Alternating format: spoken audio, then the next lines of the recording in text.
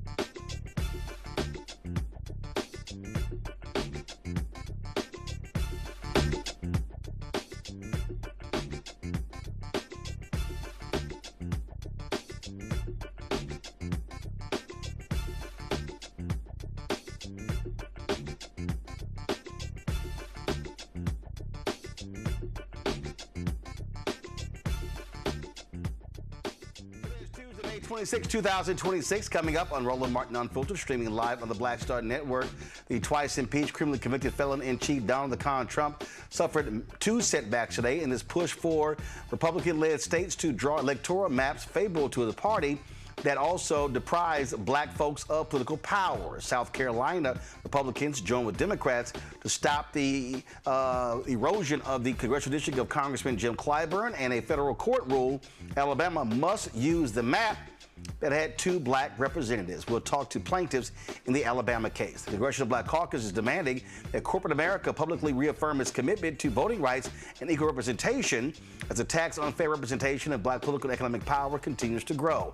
Sports journalist Harold Bryant will be joining us to talk about why the NAACP's boycott urging black athletes not to attend Southern colleges and universities is a wake-up call. Plus, I'll show you. We'll talk about my one-on-one with Texas Democratic State Senator Representative James Tellerico, who's running for the United States Senate. Plus, we'll talk with Ambassador Andrew Young about the passing of Dr. King's legal counsel and big-time advisor Clarence B. Jones, who passed away on Friday at the age of 95.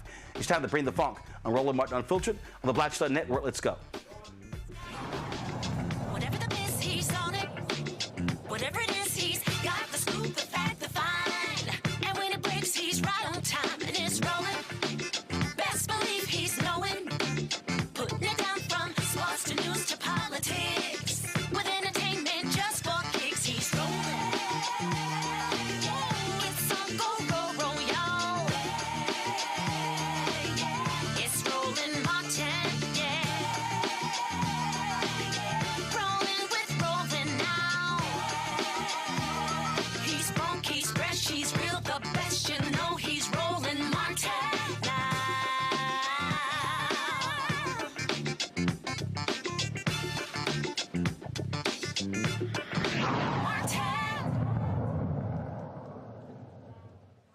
A 3-judge federal panel in the Northern District of Alabama has at least temporarily blocked the state of Alabama from redrawing congressional districts, effectively eliminating one majority-minority district.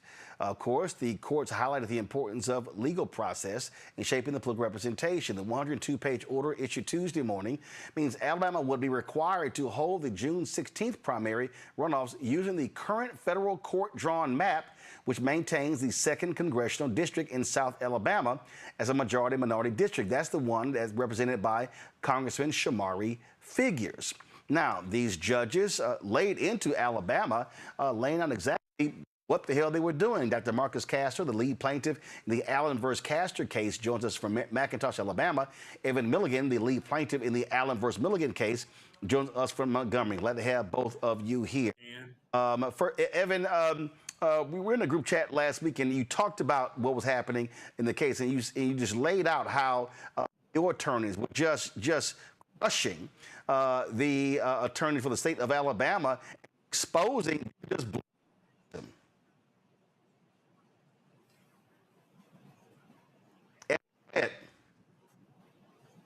Evan, can you hear me? Hey, I hear you now. Okay, all right. Sorry about that. I said, lay it out to us how your attorneys were just showing the blatant racism.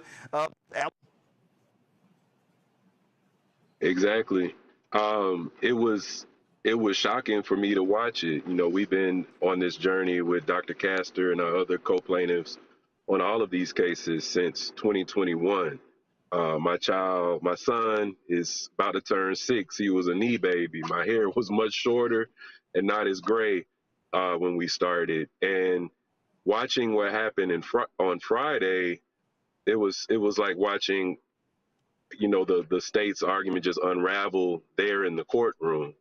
And one of the things that the judges were really interested in is hearing them explain more about why they had said 4 years ago that the courts intervening 3-4 months before an election was problematic then, but this year that same government is attempting to announce new elections in the midst of our primary elections. Our absentee voting had already started. And so they were interested in that one logistical issue, in addition to the constitutional concerns and all of the other arguments that our attorneys raised.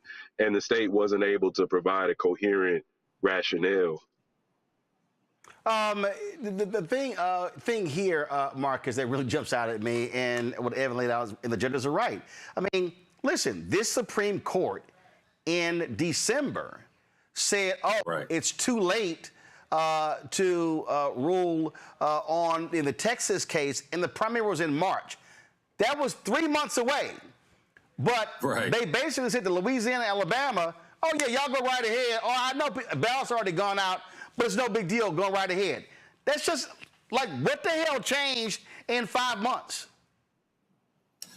That was nothing that changed. What happened was, in the Callais case, they really just wanted a case presented for them so that they can have something to vote on, to get it moving, to get the ball moving, so that they can, kind of make everything go bad for other states in the South.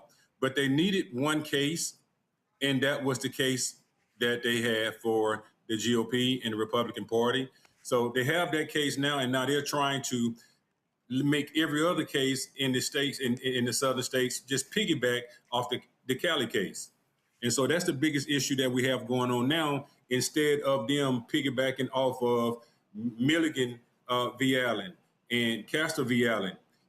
I would have thought that they would have used Milligan and Castro case for Louisiana to help Louisiana, get their congressional seats and have everything set in place for the minorities to have someone to represent them of their choice. But that was not the case. They're actually trying to do it in reverse. What is crazy to me, again, Evan, is this schizophrenic Supreme Court, where this is the same Supreme Court that ruled in the Alabama case, that ruled in the Louisiana case. That was just a couple of years ago. And now all of a sudden, the Callais lawsuit, that just somehow makes a huge difference. I mean, it's insane. It's like, okay, we lost Alabama, we lost Louisiana. Now let's go back, come up with a whole new one. Supreme Court says, oh yeah, we'll grant you this one. And, I certainly can't speculate about what's going on with the Supreme Court justices. I know that the conversation we're having now started at least in 2013 with their ruling on the Shelby versus Holder decision. And then now 13 years later, there's a contradiction of what was said in that case, because in Shelby versus Holder, Justice Roberts wrote, we don't really need Section 4 and 5 because we have Section 2. And then 13 years later, they raised the standard for Section 2 so that only the most exceptional cases where intentional discrimination is documented by the offenders do you actually have a conversation about relief. And what's ironic is Alabama is presenting the very exceptional case that this newly raised standard for Section 2 has created. And I think, I can't speculate on what's going on the Supreme Court, but I know for some of our state officials here in Alabama, they have always had an animus for those Reconstruction amendments, for the 13th, 14th, 15th Amendment. And that's not a new animus. That's an animus that's been multi-generational. And I think it wouldn't be too far of a speculation to guess that, they're hoping that the court will be receptive to reconsidering how the 14th Amendment is used. And that's something that all of your viewers, all people concerned about African-American rights, human rights, democracy, freedom, citizenship in the United States should be concerned about. I love how in the order, the judges, go to my iPad, the judges go, these long-running congressional redistricting cases have returned to us after another trip to the Supreme Court. In earlier rulings, the Supreme Court affirmed our first preliminary injunction and declined to stay our second. They said, more recently, the Supreme Court received appeals of our order permanently enjoining Alabama from implementing its 2023 Congressional Districting Plan, which we concluded violated Section 2 of the Voting Rights Act of 1965 and intentionally discriminated against black voters based on race in violation of the 14th Amendment to the United States Constitution. While those appeals were pending, the Supreme Court issued Louisiana versus Callais, which updated the standard for proving a Section 2 claim. It then vacated our permanent injunction and instructed us to give these cases further consideration in light of Callais. We now face a critical decision on a very tight timeline. We can either allow the Secretary of State to administer Alabama's 2026 elections with a legislatively enacted redistricting plan that we found, after a full trial, intentionally discriminated against black voters based on race in violation of the Constitution, or we can issue a preliminary injunction 2.5 months ahead of Alabama's scheduled special primaries and some 5 months before the general election, requiring the Secretary to administer the 2026 elections with the race-blind plan that he used on orders from us and the Supreme Court for Alabama's 2024 elections and May 19th, 2026 primary elections. We emphasize that because of the exceptional public importance of this matter, we carefully reviewed the extensive evidentiary record in these cases with fresh eyes in light of Callais. After that exacting review, we conclude that a preliminary injunction must issue. Ultimately, we cannot see our way clear to requiring Alabamians to cast their votes in the 2026 elections under a districting plan tainted by intentional race-based discrimination. And under the unusual circumstances of this case, we conclude that a limited order requiring the Secretary to continue using this court's race-blind map will not disrupt Alabama's elections. All candidates ran under the race-blind map until 15 days ago, and all voters remain districted under the race-blind map in electoral computer systems. I mean, this right, just Marcus, is just flat out. It's right there. Just saying point blank, here's the deal. Point blank. Right. It's saying it right there. And that's the thing that, when you go on social media and you see different people, when was the last time black people couldn't vote? And thinking that we're talking about blacks can't vote. They're not understanding the fact when we talk about delusion of our votes and our voice. And then in Alabama, a three-panel judge specifically said that discriminatory, in the maps. I mean, what else do you need? I mean, how many times, I think this is the third time maybe, with the same judges, and then it goes up to the Supreme Court. Even the Supreme rules it in our favor, and Alabama comes back again because of Callais. Come on, I mean, it's there, and the writing is on the wall, and we want our representation, someone of our choosing. And right now we have Congresswoman Terry Sewell, and we have Congressman Shamari Figures. And the state of Alabama, we definitely need this, and we want to be, to set examples for other states. We want Louisiana to get there. We want everything to happen in Georgia, in Tennessee, what they have going on, in Florida, South Carolina, North Carolina, Mississippi. We want every last one of those other states to look at our cases and then to see that, hey, look what the judges said. Look what the three panels said. Now, I understand that the lower courts, it might not affect the other states, but what the Supreme Court said, that holds a lot of weight, and it should continue to hold a lot of weight.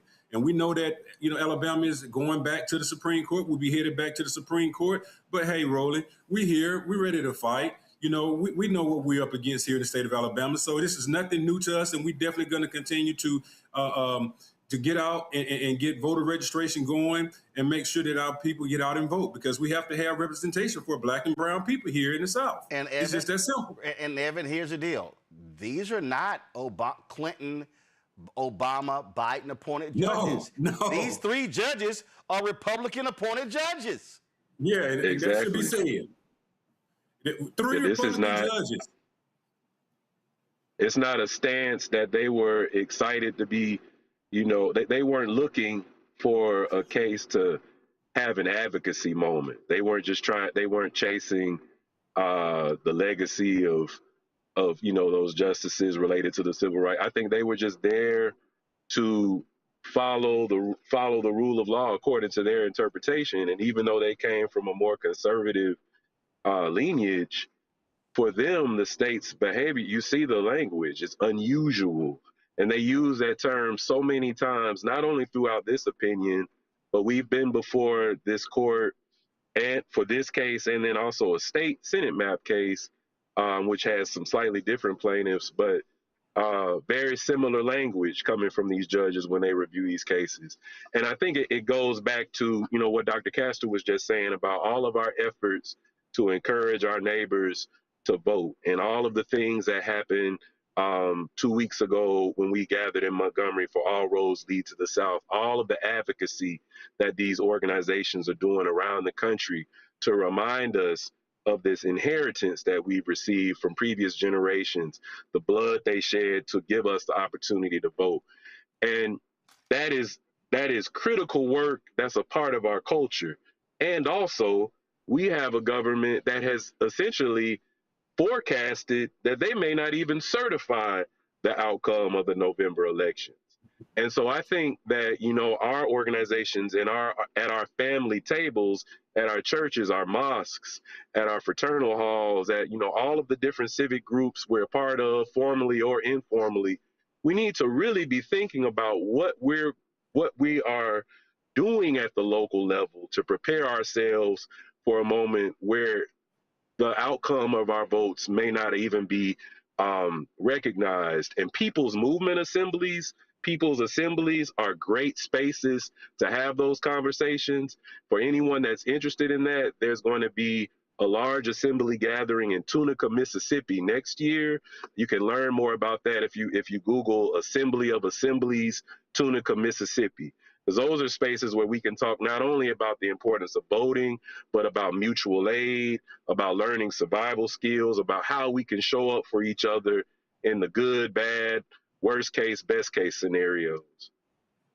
Absolutely. Well, the fight continues. And gentlemen, we appreciate your efforts when it comes to this battle. Thanks a bunch. Thank you, Roland. All right, folks, we're going to talk about with our panel this GOP war on Black America. Dr. Mustafa Santiago Ali, former senior advisor for environmental justice with the EPA, joining us from D.C. Joe Richardson, civil rights attorney out of L.A. Brian Shapiro, host of Pushing the Limits radio show. Glad to have all three of you here. Joe, I want to start with you. I mean, this is the battle. The legal fight continues in the courts. That's what this is all about.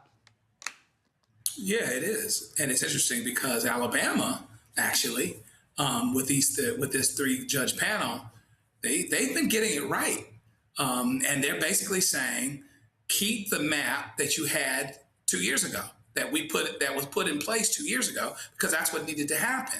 And so all of these folks are responding very, very quickly to the Callais case in all of these states, Tennessee, Louisiana, et cetera. They're trying to undo things. So let's hurry up. And in doing so, proving why Section 2 of the Voting Rights Act was so important. But, I digress.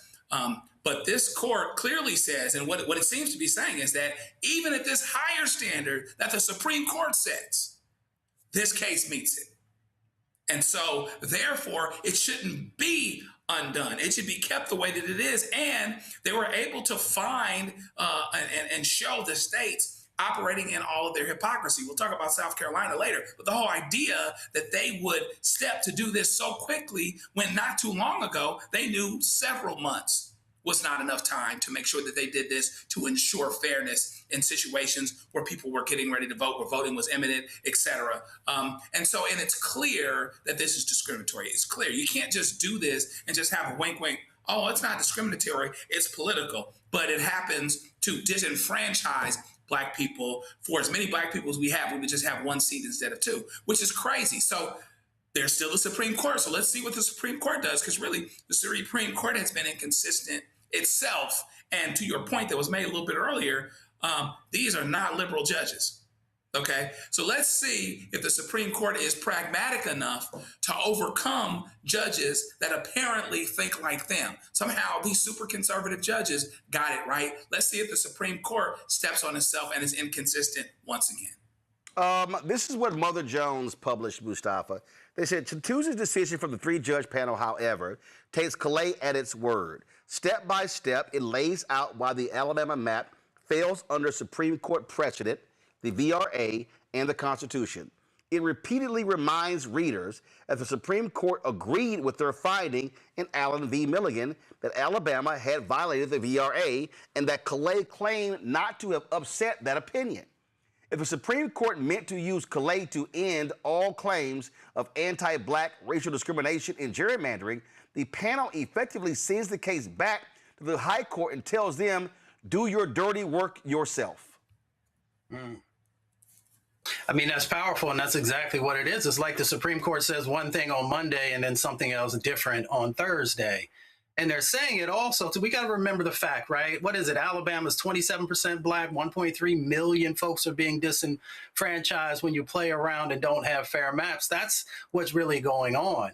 So I'm glad that their court said, you know what, y'all need to take this back. And if we know what we said, we know what we feel, we know how we have interpreted it, and we know that it's racist.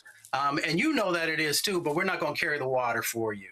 But of course, the impact, though, is that when folks don't have the opportunity to be able to be represented by individuals who actually know their communities and care about their communities, of course, resource distribution never makes it for all the critical programs that are so necessary for all of us who have ever worked on the ground. So, yes, today was a reprieve, if we will, but we know that the fight continues. Court is saying is we'll fully protect the voting rights of white people, but damn black folks. You know, Roland, this is the history of the Republican Party. Let's just be honest with ourselves here. 93% of black women voted against Donald Trump. 80% of black men did not vote for Donald Trump either. The more minorities that have a voice, the more scared Republicans get, because the history of the party, they're represented by what? Less than 1% of black people are represented, elected officials within the Republican Party. So listen, I'm glad these judges got it right. I don't know how you guys feel about this, but I don't have a lot of faith in the conservative stacked Supreme Court right now. I hope they make the correct ruling. I'm fearful, but let's wait and see how it goes. But listen, guys, this is just the beginning. This is just the beginning. Let's see what happens here before the midterms. But Republicans understand that it's going to be a bloodbath for them. They're going to play dirty tricks. They're going to do everything they can do to try to make sure that they can remain in power. Hopefully it doesn't work, but we'll have to see where the cards fall where they may. Again, I'm glad that these judges made the correct decision. We'll have to wait and see what the Supreme Court does on this one. But as I said before, and I'll say again, the more minorities in this country that have a voice, the less power that the Republican Party will have. That's just a fact, and it's based on history. Absolutely, folks. In South Carolina, the Republican-led Senate failed to advance a new congressional map, halting the redistricting process for now and leaving the next steps uncertain. The motion to end debate, which failed with a vote of 20-24, was a surprise rejection of Donald Trump. Now keep in mind, okay, the same Republicans in the Senate joined with Democrats to block it in the last session. The governor called a special session. Well, and this White House really pushed them hard, and it was a White House consultant who drew the maps. And here's what's also insane. Y'all, it was a 7-minute and 40-second discussion. This person said, not taking any questions, no questions, and said, oh, I got somewhere else to go when I'm done here. And so these Republicans said they were offended when they said they normally had a process that took a hell of a lot longer when it came to the redrawing of their maps. And so what you see here, and let me be real clear, these Republicans are also not dumb. So go ahead and show the map. So you see that one blue, that's Congressman Jim Clyburn. They want it all red. Republicans in South Carolina, they showing they ain't stupid, because South Carolina greatly depends on federal aid. And these Republicans are scared to death that if you screw over Jim Clyburn and a Democrat wins in 2028, South Carolina is going to experience FAFO.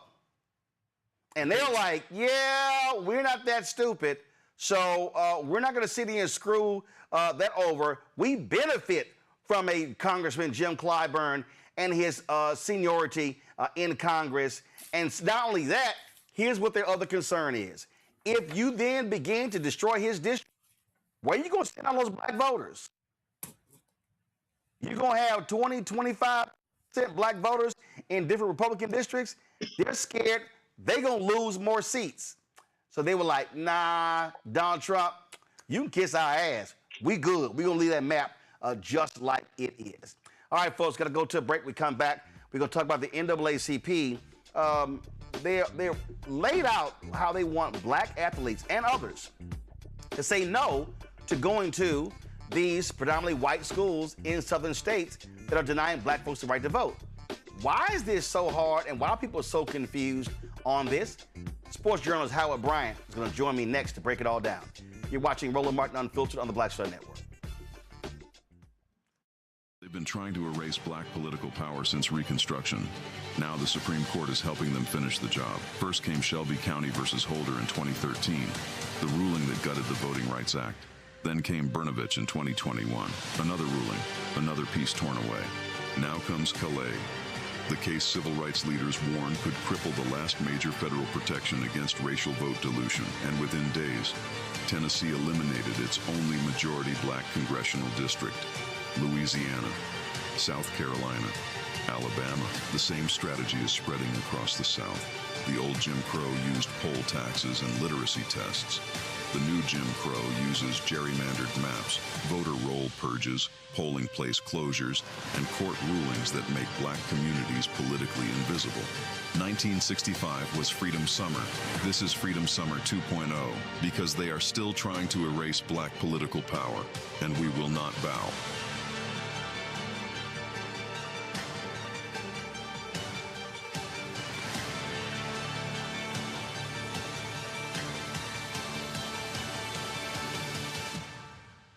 I'm Mark Morial, President and CEO of the National Urban League, and I'm watching the Black Star Network.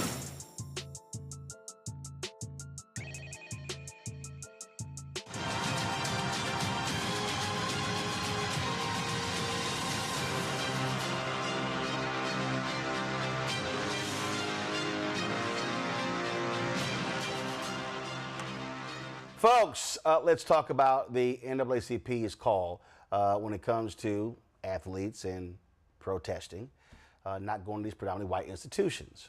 Now, it's been really interesting, and I've been in chat groups and people have been texting me. They're like, oh, I don't understand what the NAACP is doing. This is not a good idea. I mean, why are we getting in the way of these young men securing the bag, and on and on and on. Then, oh my God, there was this one article that was the most insane thing I read, where this one black journalist goes, well, why are we asking these young people to do this? As if we don't have a history of young black people being involved for fighting for rights of black people. Like, I don't understand what in the hell she was reading. Howard Bryant, sports journalist, author of numerous books, Henry Aaron on black athletes protesting, of course, Ricky Henderson, latest book on Paul Robeson and Jackie Robinson. Yes, it's in my backpack. Joins me right now. So, Howard, just give us your overall view of this NAACP call, because it's not just about the athletes.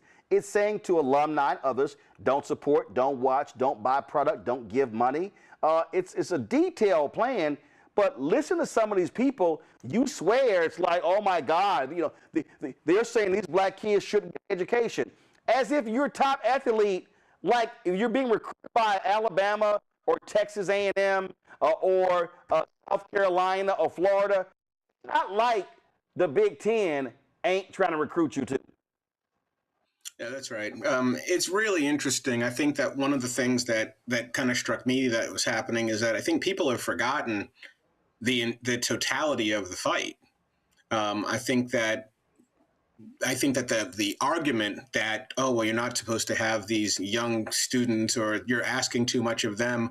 One, it's ahistorical, as you said, but also I think it's something else. And that is, I think that there has been such an overestimation of money.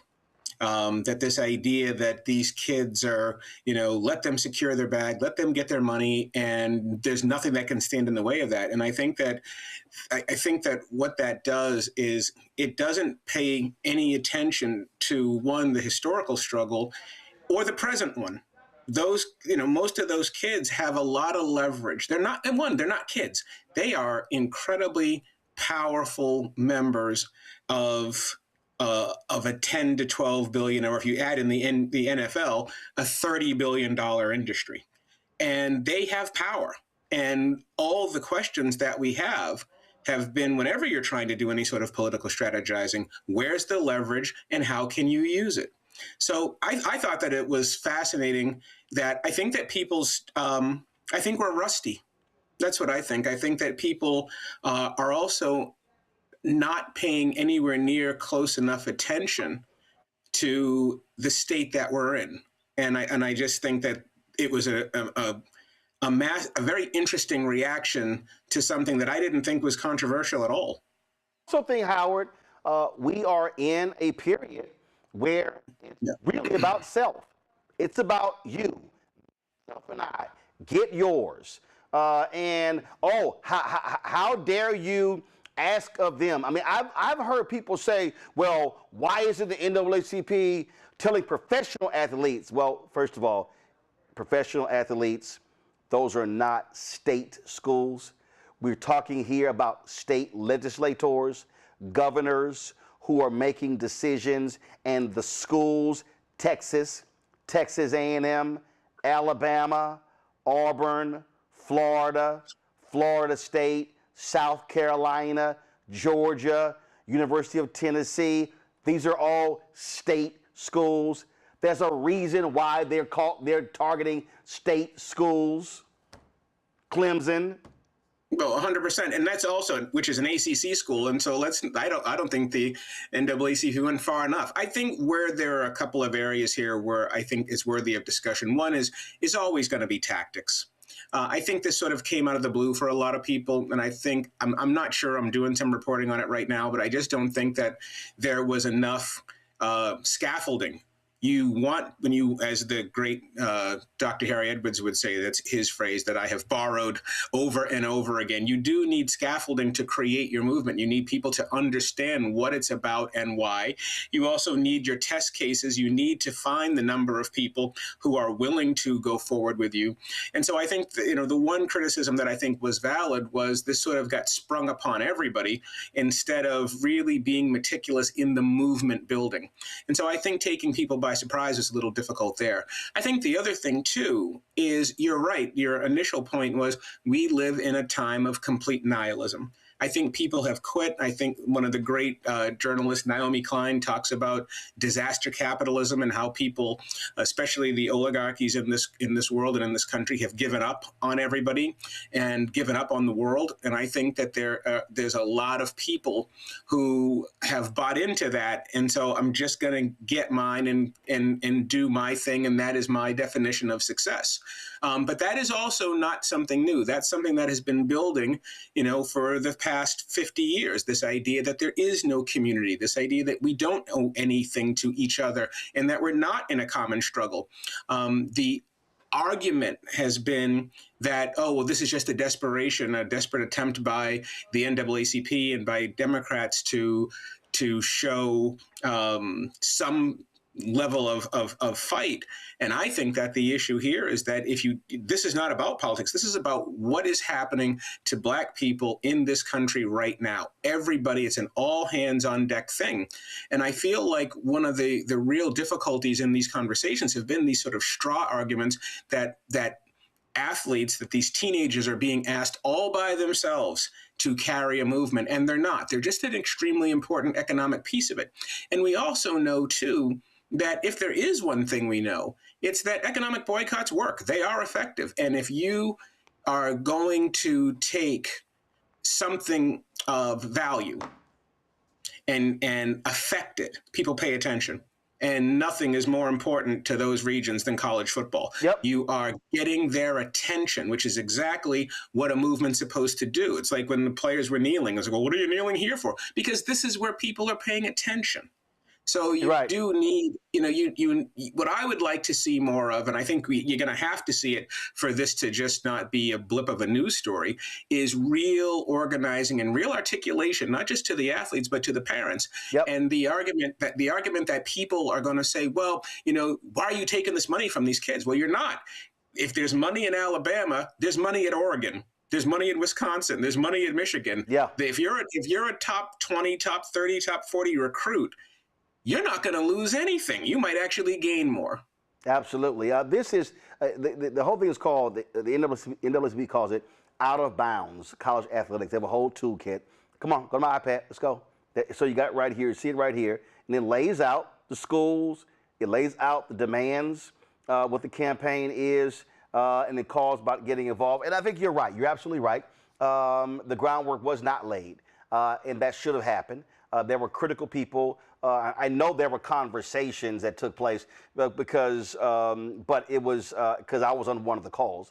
But it should have been far more expansive, and it should have been. And I think part of this whole thing was you had this week that took place where it went from an idea to planning the day of action in Montgomery, and it was like, well, let's drop ours soon after. But you need to actually build this whole thing up.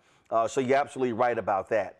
I'm sitting here wearing this shirt. They gave it to me when I was in Montgomery, and good trouble. And that was, of course, the great comment from Congressman John Lewis. John Lewis was 19. John Lewis was 19 years old. Okay, when he was getting his head bashed in. This week, you also had the Freedom Riders. You had the Freedom Riders, and you have these Freedom Riders who were college students who were going down Mississippi and Alabama.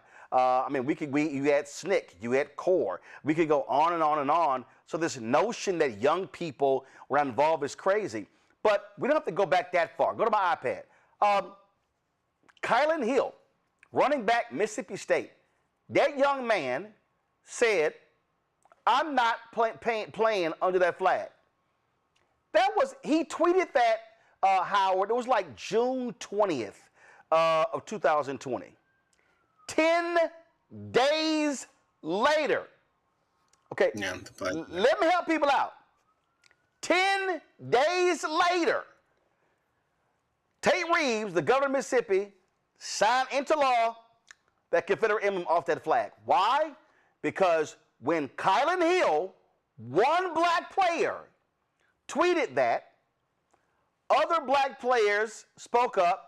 Then white coaches went, oh, shit. We're not going to be able to get black ball players. And those white coaches and some of those black athletes went to the state capitol. And they met with violent, racist, Republican legislators, people who celebrate Jefferson Davis's birthday in Mississippi. And they said, hey, man, y'all need to get rid of this emblem or we in trouble. 10 days. But let me help the people who are watching and listening.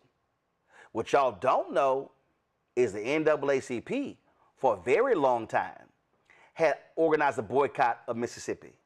The NAACP stopped Mississippi and South Carolina from being able to hold any NCAA type tournament because of that Confederate flag. That had been going on 2 or 3 decades. I remember we covered a protest here in D.C. When actress Ingenue Ellis was involved with the protest of the boycott against that flag. So they had been boycotting that flag for decades, Howard. When one black football player tweeted that, it took 10 days to bring them to their knees. I'm trying to understand why folk act like that never happened. Because I think people have lost their way, and I think that people have not, and I understand it in some ways, Roland, because we've been taught over and over again, or not taught necessarily, told that there is no more racism and that there is nothing to fight about and that there is nothing to protect. We're also being told that at a time when things are actively being taken from us. And when I say things being taken from us, I'm talking about your simple dignity of having a job and being told that your job is simply the byproduct, that you were given something through DEI or some other nonsense, that you were somehow the beneficiary of something free, when we know that we have to work extremely hard to do anything. And so I think that you're looking at a group of people in some senses who need to sharpen the edges. And I'm talking about us. The edges need to resharpen. And also, I think that the one area where you do have this, and Muhammad Ali was what, 20, 21? So, I mean, all of the things. When the thing about Black people in sports, and, you and I have been talking about this for years, is that, we're 12.5% of the national population, but we're not 12% of the culture. And so when you take some of the areas where we are at our strongest, where that leverage really is, sports is at the top of it. Yep. And people will respond to it. And you have to have something that people care about to get their attention. And if you can't handle that, then you're not about it. But you need to be about it. And those kids, those athletes who, have an opportunity to do so many things, they're going to be adults and parents, and they have parents and they have grandparents. So it's not just about you. And the other thing too is, if you have that sort of leverage, if you are a LeBron James, or if you're some top 10 recruit who has a chance to go to Alabama, or has a chance to go to Clemson, or a chance to go to South Carolina, or whatever, right? I mean, the level of power that you have is supposed to, or the level of money you're going to have, is supposed to also translate into power. What good is the money if you have no agency? We talk about athlete activism and all of these things, but what good is any of it if you lose everything? This is the time, and also from an athletic standpoint, as Black citizens, a lot of these athletes are never going to have more political power and more political leverage than they have right now. So if you say, oh, well, we shouldn't do this for these, we shouldn't let them carry it, they'll never be in a better position to carry it than right now. Like it is astonishing. It is astonishing to me when we talk about this. And again, people act as if math didn't exist. They act as if we don't recall facts. We don't recall what happened. I mean, listen, we all know, and I've had the pleasure of meeting both of them, when Tommy Smith and John Carlos in Mexico City, 1968, stood on that podium, shoes off, Black power fists raised with black gloves on. Let me just remind people, they were 22 and 23 years old. That's right. So I'm just trying to, we can literally walk, you just said it, Kareem Abdul-Jabbar refused to represent the United States in that Olympic Games. And he was 21. Again, you go before that, to your point, Ali, what his age was. We can just walk through this stuff, and I'm just sitting there going, I've seen even some activists and radio hosts and journalists, and I'm going, do any of y'all read? Well, I think people don't feel like there is a need to sacrifice anything. Like I said, we're in a nihilistic time. And not only are we in a nihilistic time, but where people get their information is also under serious assault.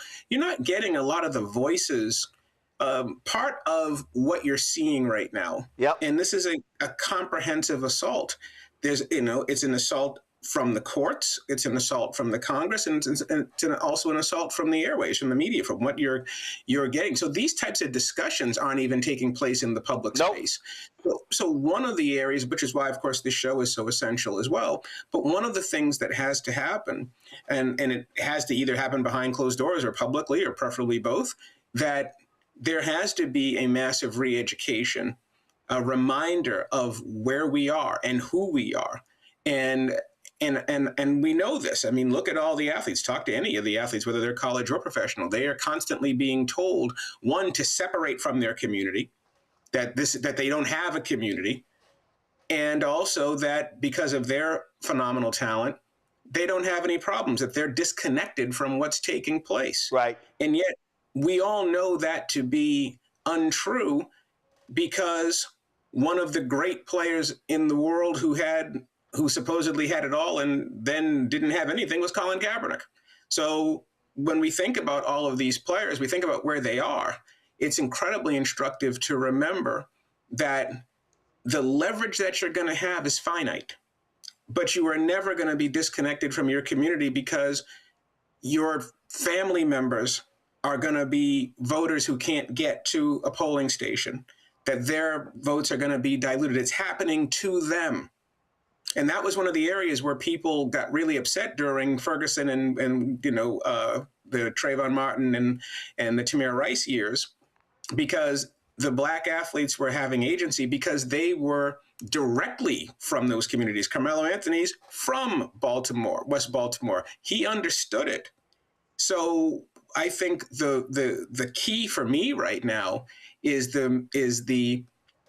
what has taken place behind closed doors, that there's an opportunity right now to build that scaffolding that Dr. Harry Edwards always talks about. There's a movement that needs to be built, and now is the time to build it. Otherwise, if that scaffolding is not erected, right, then it's all going to just disappear, because nobody will know what exactly they're fighting for. There's not going to be an articulation of what's taking place. Yeah, and let's not forget, when we talk about racism with Donald Sterling and the Clippers, you had players who like, yo, we ain't playing.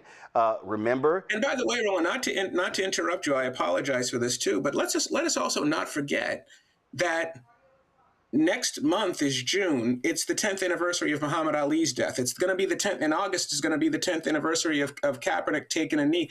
It wasn't that long ago. Right? I mean, these movements and these questions about where we are as people, it feels like it was 50 years ago. Right. It wasn't. Well, look, in April was the 10th anniversary of Prince's death. They're going to a big celebration at Paisley Park next month in June. Let's remember when he was against Warner, writing slave on his face, when he was talking about, again, the economic realities, folks who put it on the line. I mean, just listen, the Supreme Court refused to bow down to the NFL. Brian Flores is moving forward with his lawsuit against the NFL, and he clearly is not trying to settle. He is suing 3 teams. They requested 1,000 pages from some, from 25 other teams as well.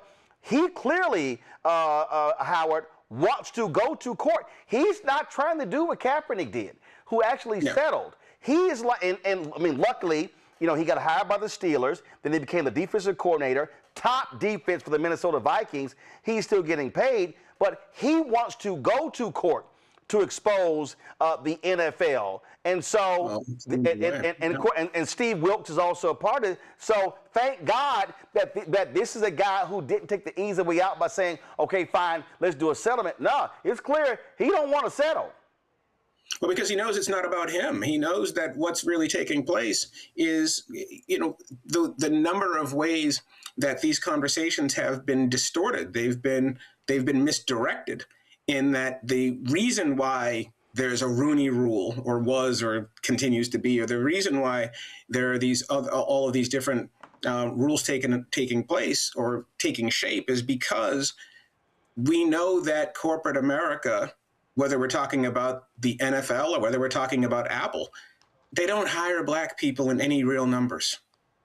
So that's why these things are in place. It's not to give Black people something that everybody else has to work for. But when you see that level of distortion and you don't fight the distortion, then you're so far behind. And I just feel like we're in this moment right now where I think we as people, all of us, but Black people especially, because we're the ones deeper in the bullseye, I think our claws aren't sharp enough.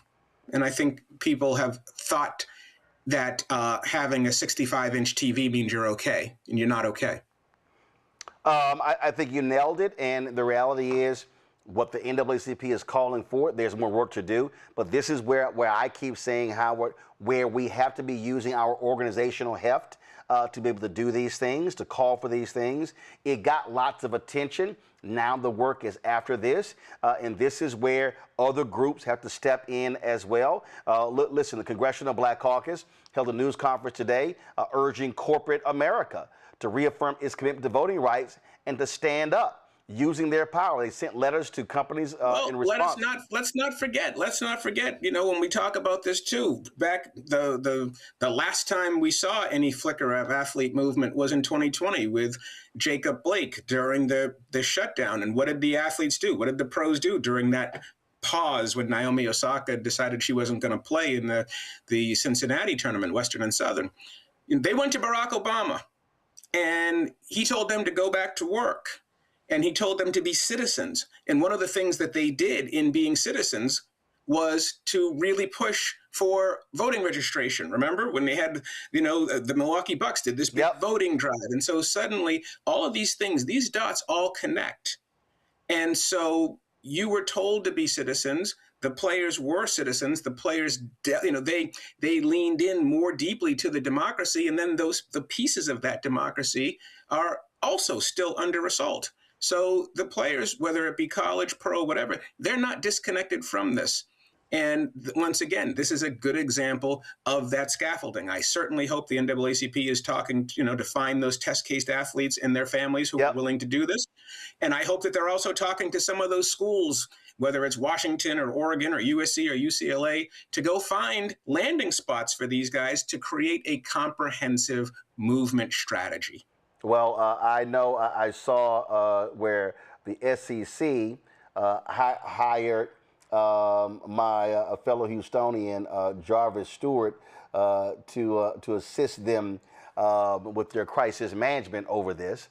Well, you get their attention. Like that's going to get your attention. And I think people have forgotten the definition of leverage, even though leverage is being used against them every single day.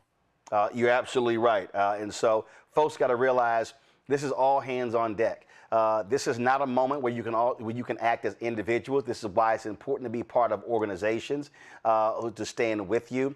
And I had a very prominent media personality hit me up saying that they just didn't get it. And I said, this is what you're not understanding. Y'all are talking in the aggregate. I'm not saying you're going to get every athlete on the ESPN 300.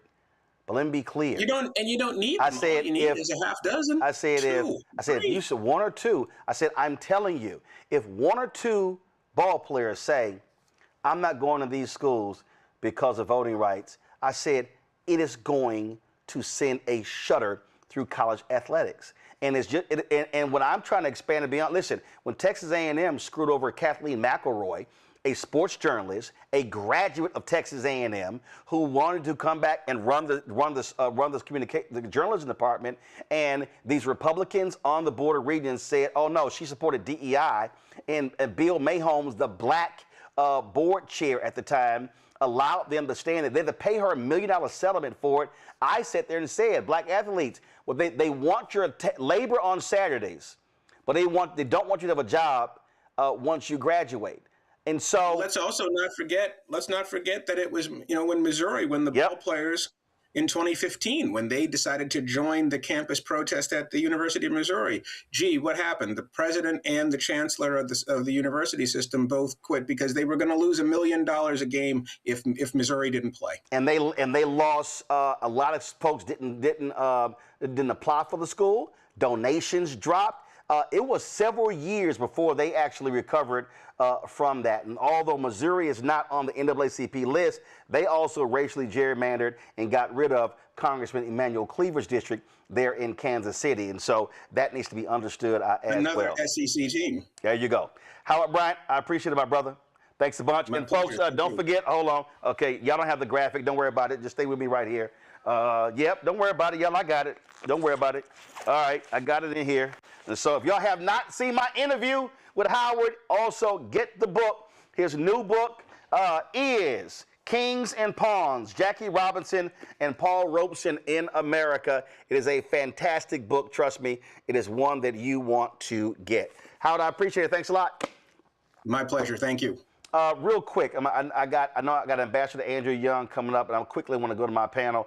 Bottom line is, Mustafa, this is all hands on deck, and we need everybody involved in this. And you know, this is not a matter of saying, well, you may just go and get your paper. This is way bigger. We're talking about the impact of millions of black people.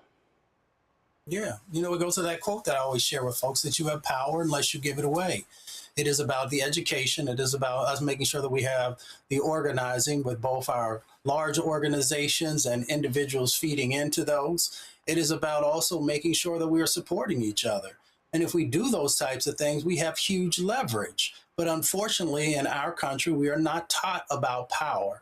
And we're definitely not taught that black folks or brown folks actually have the power to actually shift things and to make change happen, even though historically we know that it has happened. So, you know, whether it's this show or other opportunities for folks to get educated and then to dive deeper, you've got to do that, because you've got to get prepared for this moment that we're dealing with.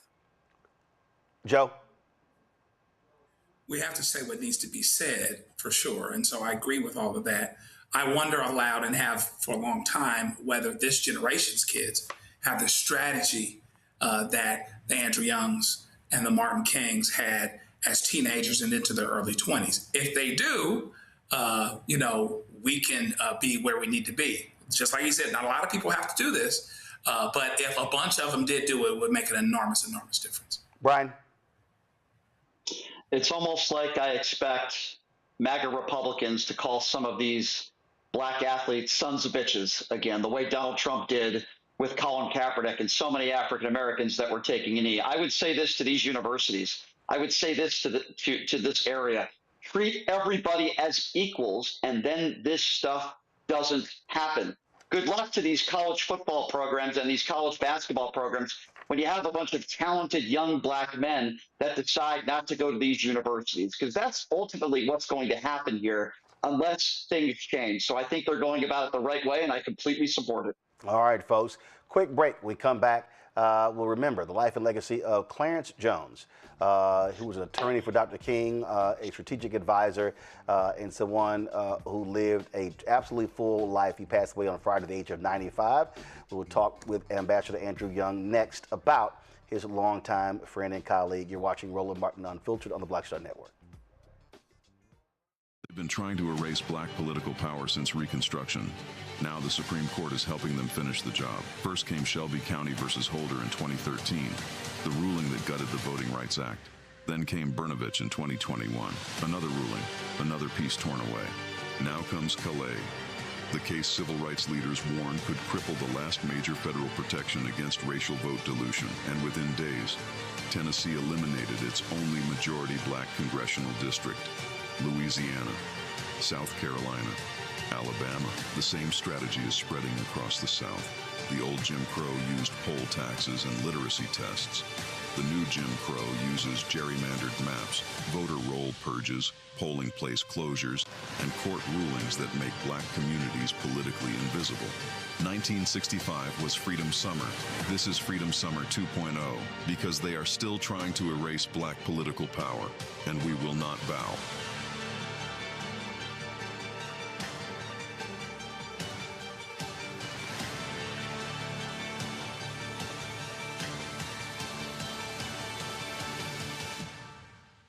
What's up? It's Talib Kweli. I'm CEO. This is the Black Star Network.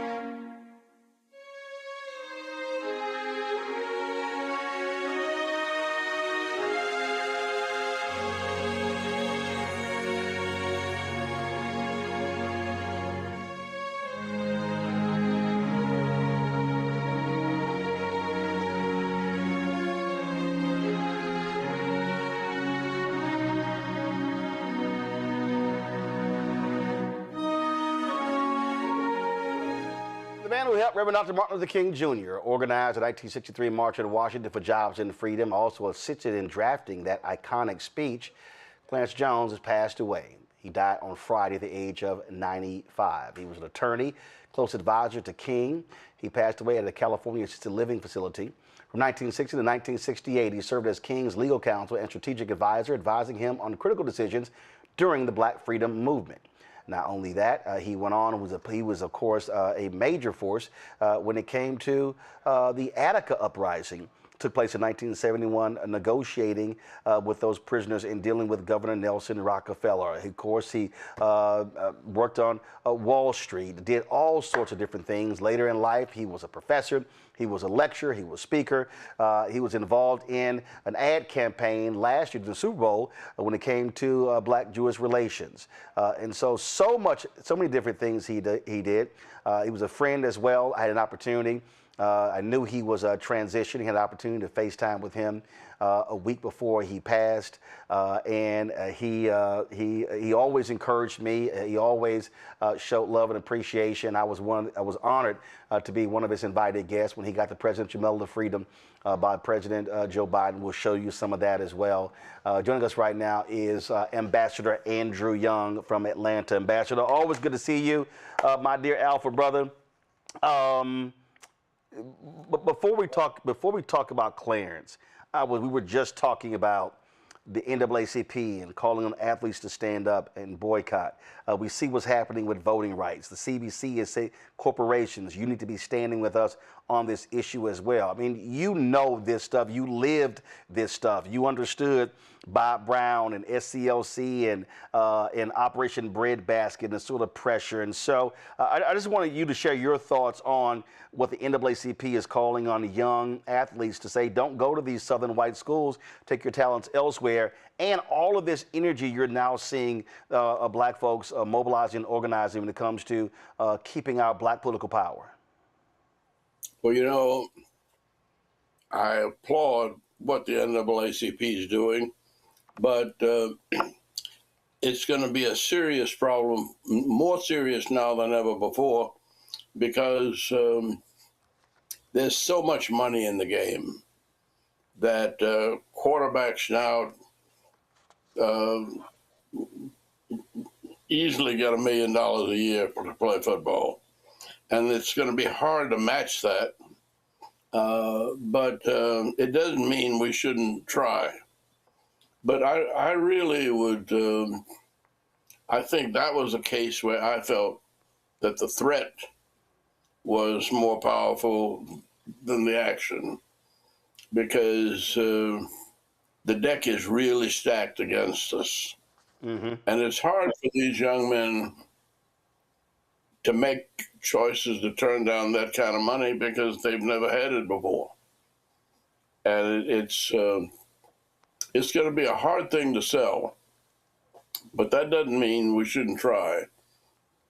Now, I think pointing back to where this started, Bear Bryant was a coach at Alabama, and they played Penn State.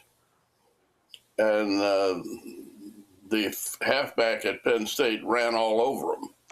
And he came back to Alabama well beaten and said, if we're going to play this game, we got to have speed. And I don't care what color it is. And that's when they opened up their doors and began to realize that it wasn't the same game when it was segregated. Now, you can call for something in public, but with this, you have to sit down with the NCAA. They're going to hate it, but you've got to talk to key alumni, and it's got to be a real campaign. It can't just be an announcement. And I think that universities have been hit hard by this administration. And I think that they may be getting ready to stand up in some way. Well, we certainly hope so. And speaking of standing up, in talking to Clarence and reading his book, he was an extremely successful lawyer. Dr. King goes out to L.A. And heard about him, wanted to meet with him. And he met with him, and he basically wanted him to join the movement. And he was like, all this money I'm making? No, I got other things I'm doing.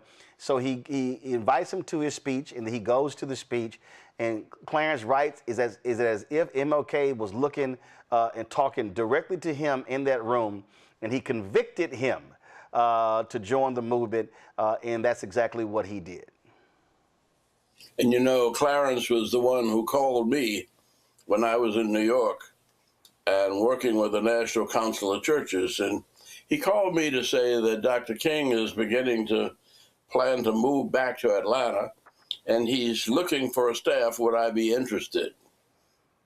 And I said, well, I'm settled here now. I just bought a house.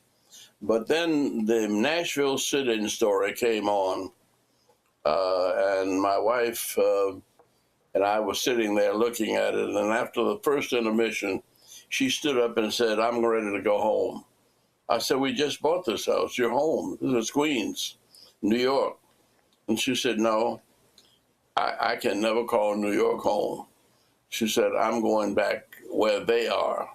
And she pointed at the television, and she was talking about John Lewis and James Bevel and Diane Nash and the Nashville sit-in story. And she said, look, you can forget it. As soon as I get this, she was getting a master's, and she was pregnant.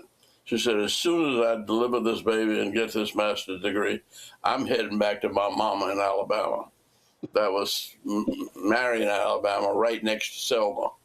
And I said, well, what do you want me to do? She said, I want you to sell this house, quit this job, and find a way to join me.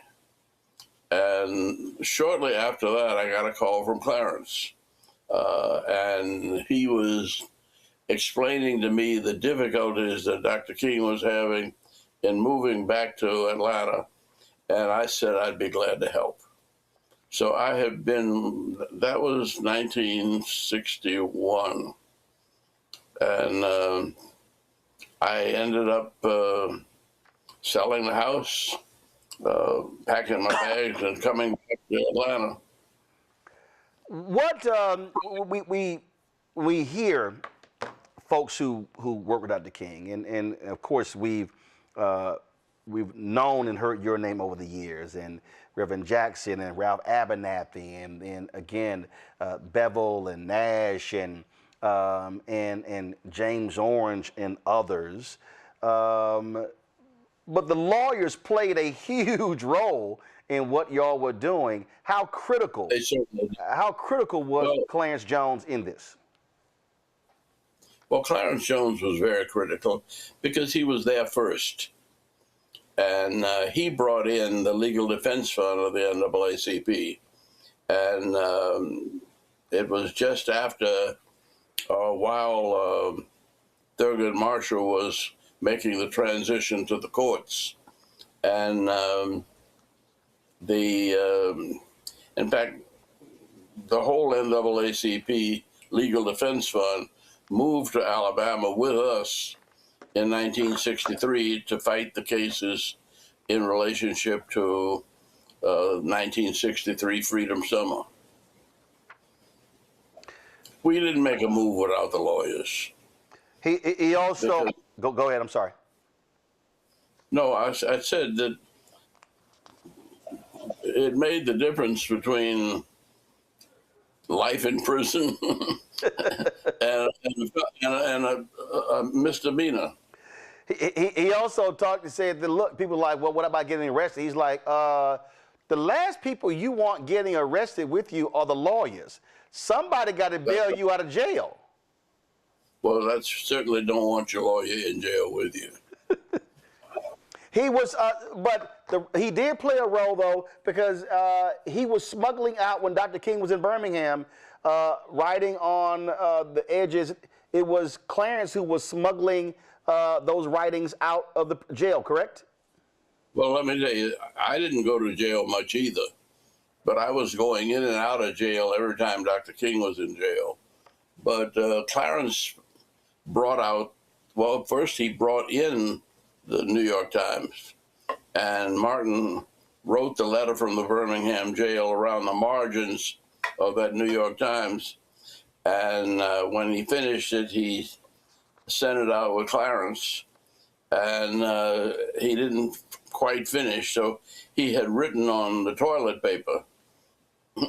And he said, "Thank goodness Alabama has tough toilet paper." And one of the things that also, look, money was obviously important, and I am still mesmerized by the story of him going to meet with Rockefeller and going into the vault to withdraw a ton of money to bail folks out. And in his book, he said he was nervous as all get out because he had to personally guarantee the money. And he said, man, I had never personally guaranteed that much money in my life. He said, so I had to make sure that money got down south. Yeah. No, we don't have a slight idea how much the lawyers did. But really, the lawyers who were with us in Birmingham ended up going to Harvard and writing books about civil rights. Thurgood Marshall ended up on the Supreme Court, and he brought a power and a humor exactly opposite of Clarence Thomas. I met Clarence Thomas, and we had him down to Atlanta a long time ago, and he was a great guy, we thought, but he didn't have the power that Thurgood had, and Thurgood really made fun of the opposition by showing how contradictory it was to the Constitution of the United States, and he got along with everybody. And was a great influence on that court. I hope that we will get back to that sometime, but right now, I think everything has to focus on this next election. And it's, well, we've got to turn out the votes. And when I ran for Congress, in 1972, I was in a district that was a minority white black district, and it poured down rain. It was a rainy night in Georgia in 1972, and it rained all day on Election Day and all night till after the polls closed. And I thought, no, the Lord had let me down, but I think it was just priming the people, because we had a 75% black turnout and we got almost 30% of the white vote. And so just because they are reapportioning and because they are eliminating districts, I'm not sure that eliminates black folk from politics, nor that it eliminates, well, we have only recently had black majorities in the mayor's races here in Atlanta, but we've had 9 black mayors in a row because the mayors in the black community that decided to run had worked at it harder. Now, that might not be true next time, but the people who get elected are going to be well, like your mayor in New York there, he's not black, but he sounds as good as anybody I've heard. And the same thing true with the elected officials in Minnesota. They rise up regardless of race, creed, or color, because, well, Martin's quote was, "The moral arc of the universe is long, but it bends toward justice." And that ends up having to be a faith that you can't get away from. Want my panelists to ask a question of you. Of course, we're talking about the passing of the great attorney Clarence Jones, passed away on Friday at the age of 95. First up, Mustafa. Ambassador, it's good to see you. If you had one thing to say to Brother Jones one last time, what would it be? Well, I talked to him a couple of weeks ago, and I didn't know that. My understanding was that he kind of got depressed and that he decided that he had run his course and had not eaten for the last 5 days. And I would have tried to get him to hang on because, well, I don't feel no ways tired. I'm 94. And I have a young Indian fellow working in my foundation who comes from Bihar in India, and that's where the Hindus and Buddha found enlightenment. And he said the monks around there say that Moses lived to 120. And they think that part of that is always looking for his responsibility to his people. And they say that in order to live the maximum strength in your life, you have to look forward. Now, I have said that, well, we've said in my organization that we have to plan to live to 129. Moses lived to 120, and God needed him that long. I don't know whether it's possible or not, but I was at the barbershop today, and a lady came up to me well, she had on some nice slacks, and she was looking good, and she wanted to take a picture with me. And I said, I took a picture with you once before, didn't I? She said, yeah, and I like it, and I want another one. And I said, you mind telling me how old you are?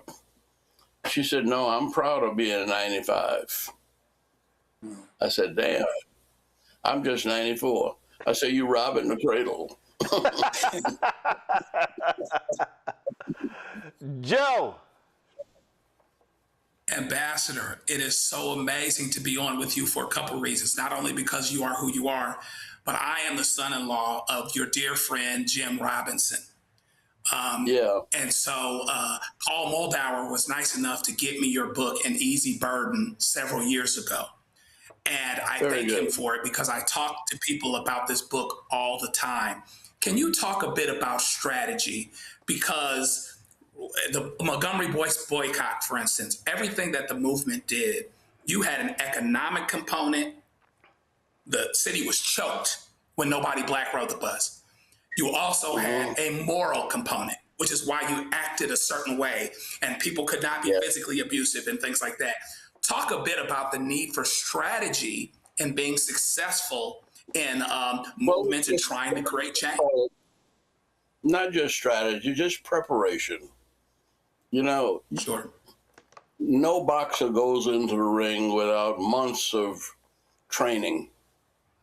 And you can't take, I mean, this is not a criticism because they responded with what they had. But after George Floyd was killed, we all were sent to the streets without stopping to think. And we didn't have a strategy that was as broad and as big as the enthusiasm that we mustered. And so it's one of the things that we're going to be trying to do in Atlanta with different civil rights organizations. And I've been trying to figure out a way that I can keep on being involved without getting on the road and without going around preaching. But we have to think this through. That book, which I did not read, 2025, told us what to expect. Yep. You mean Project 2025? Yep. What's that? Project 2025, the Heritage Foundation's plan for America. Mm-hmm. Yep. And it was ridiculous when I thumbed through it, and I didn't want to read that trash, but it happened. And we're seeing it slowly but surely implemented. And the thought that today my brother in South Carolina might be put out of a seat, I don't know what that means, but I can't imagine that there are not enough white people in South Carolina to say that they want to keep him in the Congress.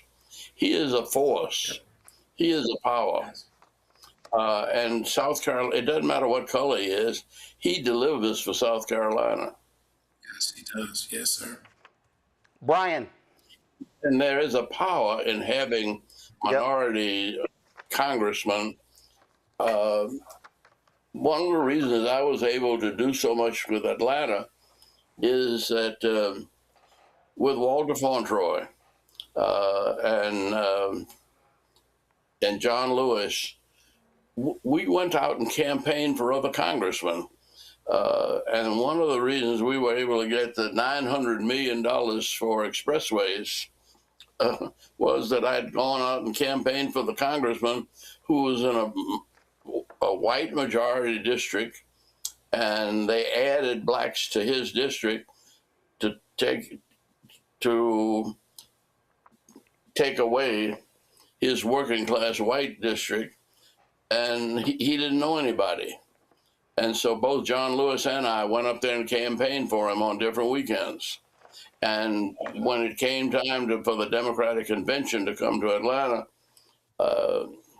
he was the president. He was the chairman of that committee on transportation and saw to it that we got the hundreds of millions of dollars that we needed to improve our transportation system. Right now, looks like we're renovating Atlanta because the World Cup is on the way. And we've grown from 500,000 people to close to 5 billion people. And it's been because we've been in the heart of the politics, and almost everybody's been black. But we brought black votes, and we helped to mobilize black votes in their districts, and we were able to be more powerful because we were black. And we knew the preachers, and we'd gone to school with. I remember campaigning for Jimmy Carter down in Florida.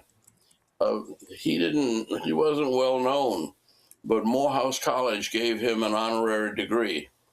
And when he spoke at their commencement, he stood up and he said, "I expect to be the first Morehouse man to be the president of the United States, but I guarantee you I will not be the last."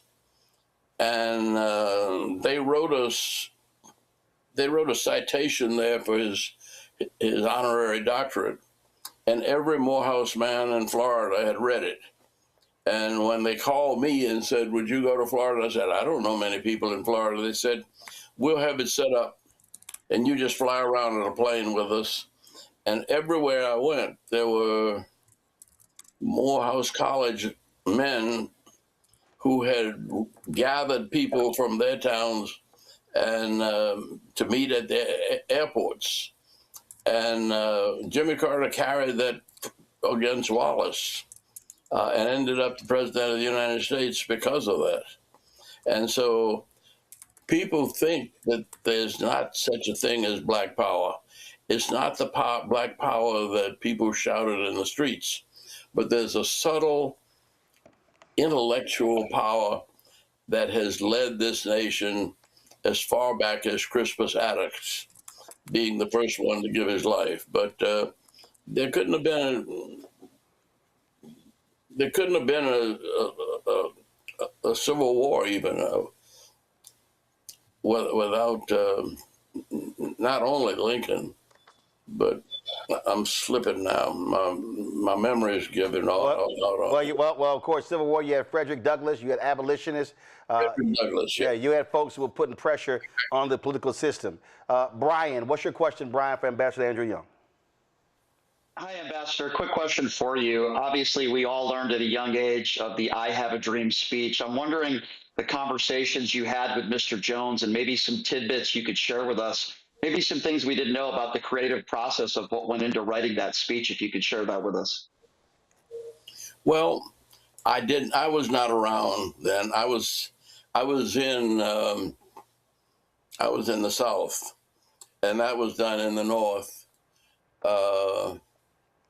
And there wasn't a lot of contact between those of us who were out in the sticks and those who were writing speeches.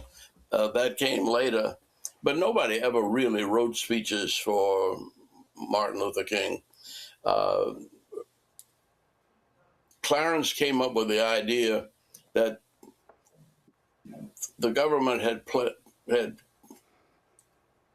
given the Negro a bad check, and that he refused to believe that when we go to the Bank of Justice, it would come back marked insufficient funds. And that was the theme. But this real speech came from Mahalia Jackson. Mahalia Jackson was up there on the podium, and while Martin was speaking, he was really reading the speech that Clarence wrote. And it was a good speech, but Mahalia had heard him speak with no notes a couple of weeks before in Detroit. Yep. And she kept saying, well, tell him about the dream, Martin, tell him about the dream. And so when he shifted gears and said, I have a dream, that was another speech altogether. And that's the one that caught the attention. But it was the combination of improvisation and scholarship. And that speech pulled together both. Well, also have to remind people that Clarence was smart enough to grab copies that were handed out to the press and put a C and circle it for copyright. And he was the one who went down and copyrighted that speech. He kept the original receipt. And I mean, that's one of the reasons why the King estate owns and controls it. It didn't go in the public domain because, again, the lawyer was smart enough to say, this thing might be something. Let me copyright this speech for Dr. King. But now, that's a point of, well, I took the other route. I never copyrighted anything of mine. I want it all in the public domain. And I got it for free, and I thought I should share it for free. But that's how lawyers think. Well, and that's good. That's good. It's good that we have lawyers thinking that way, but there's some negatives there also. This was a freedom movement, and everything should have been free. Understand? Let me ask you. Freely given. It was freely given to us, and we should freely give it back to the people. Let me ask you this here. A friend of mine who called you to let you know that Clarence passed, my man Ron Gilliard, when he said he called you, your response was, Clarence got to Martin first again. He said he was always getting to him first. Yep. Well, I'm not in a hurry, and I feel as close to Martin Luther King as I did when I was going to get him coffee in a staff meeting. all the women on our staff refused to get coffee for the men. And they were independent first, so they'd say, Andy, get Dr. King some coffee. I got up and got the coffee. Last question. What you miss most about Clarence Jones? Or what will we miss the most? Well, Clarence never stopped working. I mean, from 1955 on up to the present, he was always planting seeds. He was always calling people and planting ideas. And he always dealt with it with a sense of humor. And he never lost his way in terms of who did he serve. He served the people of God who were following Martin Luther King. And we'll close it out with that. Ambassador Andrew Young, it's always a pleasure to see you. Tell your wife hello, and I'm sure I'll be seeing you soon because you're always somewhere in your scooter taking pictures and speaking truth. All right. God bless you. Take care, Pratt. Thanks a lot. Folks, we were in Selma for the 50th anniversary of Bloody Sunday. Clarence Jones was there, and I got an opportunity to get his thoughts on that particular day. Let's roll it. Okay. All right. Y'all don't have the video? Okay. All right. So no, that's not it. So there are a number of times I interviewed Clarence. Our paths crossed on numerous occasions, and one of them was when we were in Selma. Also later, when we were at the White House for when he was honored. When he was honored with the Presidential Medal of Freedom. So let's do this here. Do we have the video of the ceremony with President Biden presenting him with the Medal of Freedom? Okay, roll that. Born in Philadelphia, the cradle of our democracy, Dr. Clarence B. Jones wielded a pen as a sword and gave words to a movement that generated in freedom for millions of people. A speechwriter and lawyer for Dr. King, he helped define the enduring ideas included in The Dream that will be ever engraved in the ethos of America. Letting freedom ring, Dr. Clarence B. Jones. Thank you, Dr. Jones. Clarence B. Jones.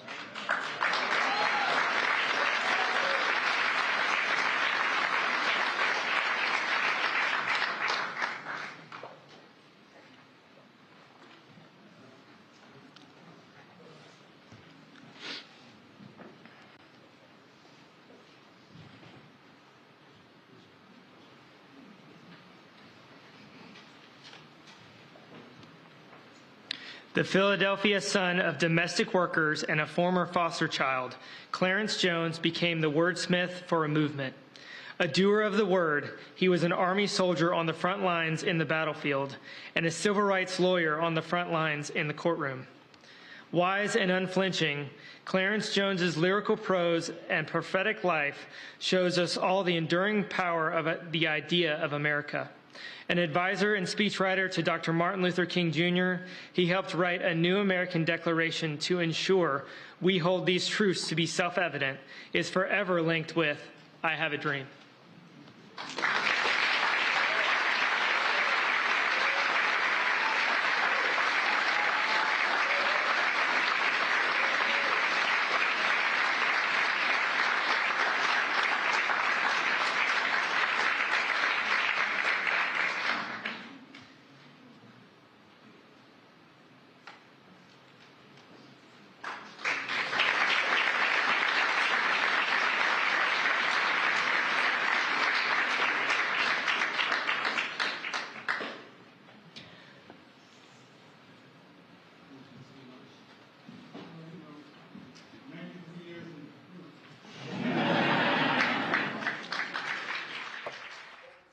As I said, I was honored to be a guest of Clarence's at that Medal of Freedom ceremony, and this is when I got him to say a few words to us. Clarence, how you feel with that around your neck? Brother. All I can say is that I never forget that my parents were domestic household servants. You understand? My mother was a maid and a cook, and my father was a chauffeur in the garden. And I'm standing here on my shoulders. You understand? I never get that. It's a great day. Great day. Well, I'm glad to be here to witness it. I'm glad that you are here with me, my brother. I appreciate it. Thank you so yes, much. Sir. Clarence was always complimentary. So at Harry Belafonte's memorial service it took place at Riverside Church in New York City, I was sitting here recording a video. Y'all get that video ready, please. Video, Clarence and I in the video. He was always, and one thing I appreciated, and this happened the first time I actually met him. I forgot where I was, and he walks up to me, and he said, "Martin would be so proud." He said, "You are what we fought for." And even when I talked to him just 2 weeks ago, his son Ben said, "Yeah, we downloaded." He said, "The Black Information Network to hear your commentaries on the Black Information Network." He was always affirming every time we talked, and it was always fabulous to hear his voice. This is when we were in Selma for the 50th anniversary of Bloody Sunday. So, Clarence, what does this day actually mean for you? Today's an extraordinary day, Roland, because earlier I watched the march, and I saw an outpouring of African Americans, a lot of young African Americans, and they were holding up placards, and many of the placards talked about voting. In fact, one sign said, "We're not afraid to vote. We're not afraid to vote." Okay? Hey, obviously it's a poignant moment too. Okay? Because there are lots of people, a lot of people known, but a lot of people unknown. Hosea Williams is not here. Okay, James Bevel is not here. Okay?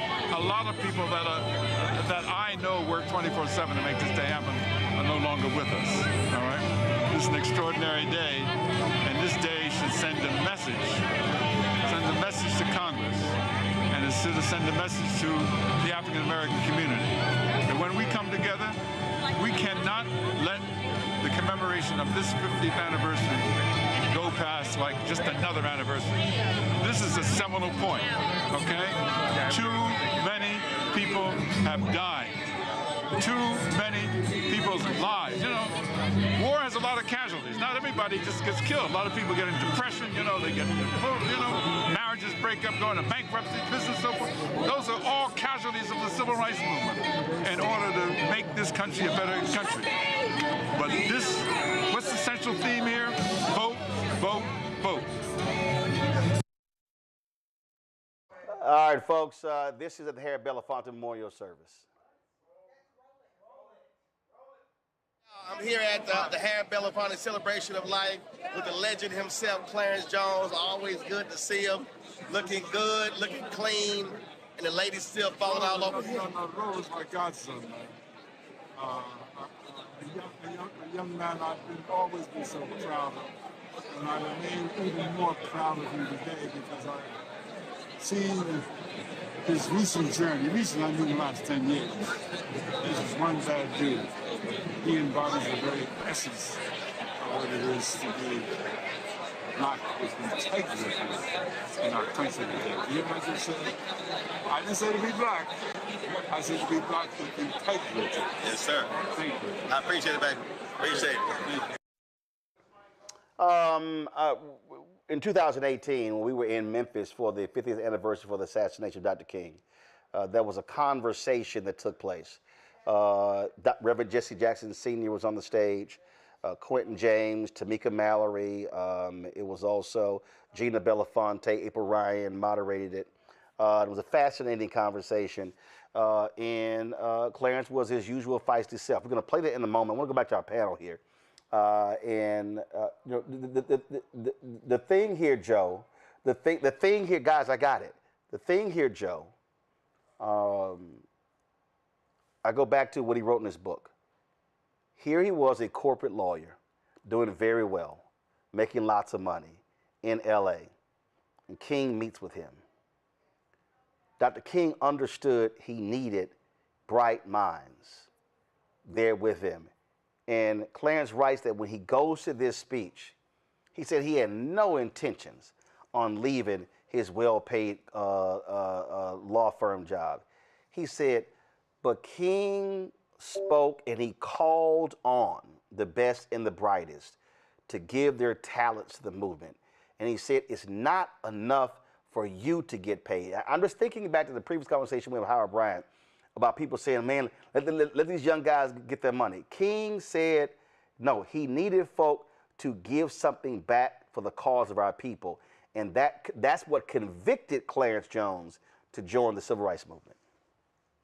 Yeah, it's amazing. And you hear those stories quite a bit about Martin and people that had the power to persuade. Even my own father-in-law had the fortuitous nature to meet Dr. King on a plane, sitting next to each other. He was a trained lawyer, one of the first black lawyers in the state of Texas, I believe. And by the time that conversation was over, he went to his family and said, I've got to move to Atlanta and be part of SCLC. And he ended up being the housing point person for that issue and dedicated his life to the issue. So it takes people like this that make a decision to come out of corporate America, which, I mean, his parents were domestics, et cetera. I mean, he had come a long way. But then he figured out that what the most important thing he could do was, as well as Dr. King persuading him of the same, is to close the gap between those generations, between what his parents had to do and what he was able to do, to stand in and fill that gap so more people could have the future that they wanted. And so this is a true celebration because of his impact. Thankfully, he lived a good, long life.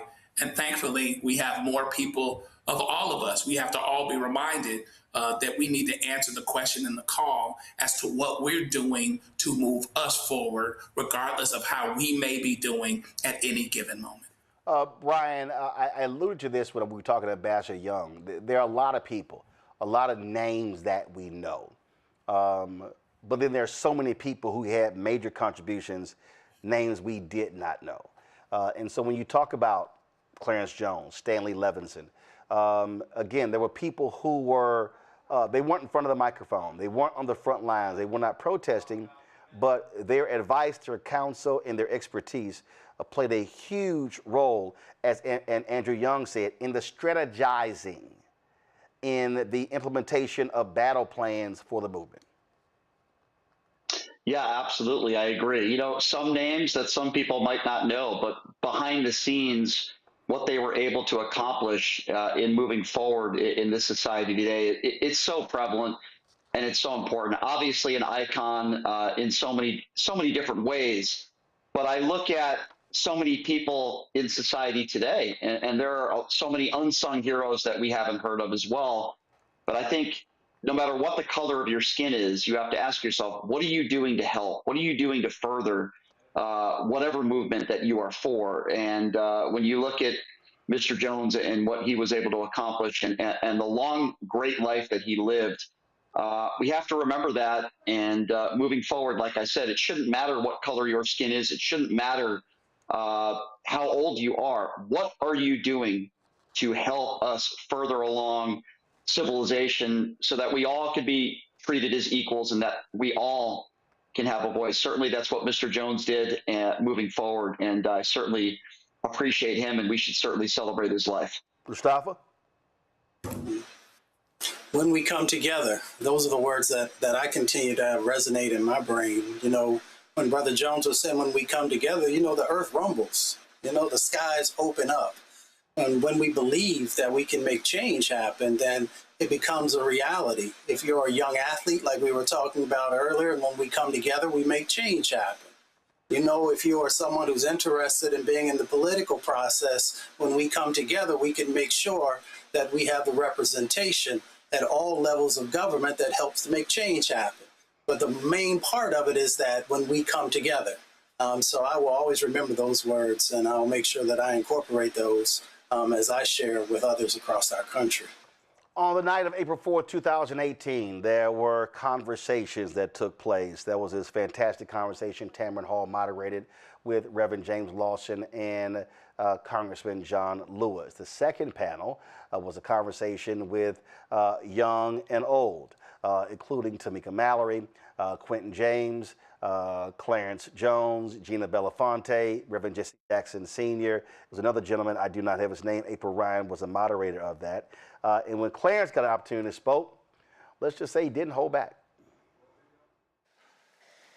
I think one of the most important, enduring mandates from the legacy of Martin Luther King Jr. is we have to pause a little bit and pay a little bit more attention to facts. Huh? No fake news. Facts, F-A-C-T-S. Okay.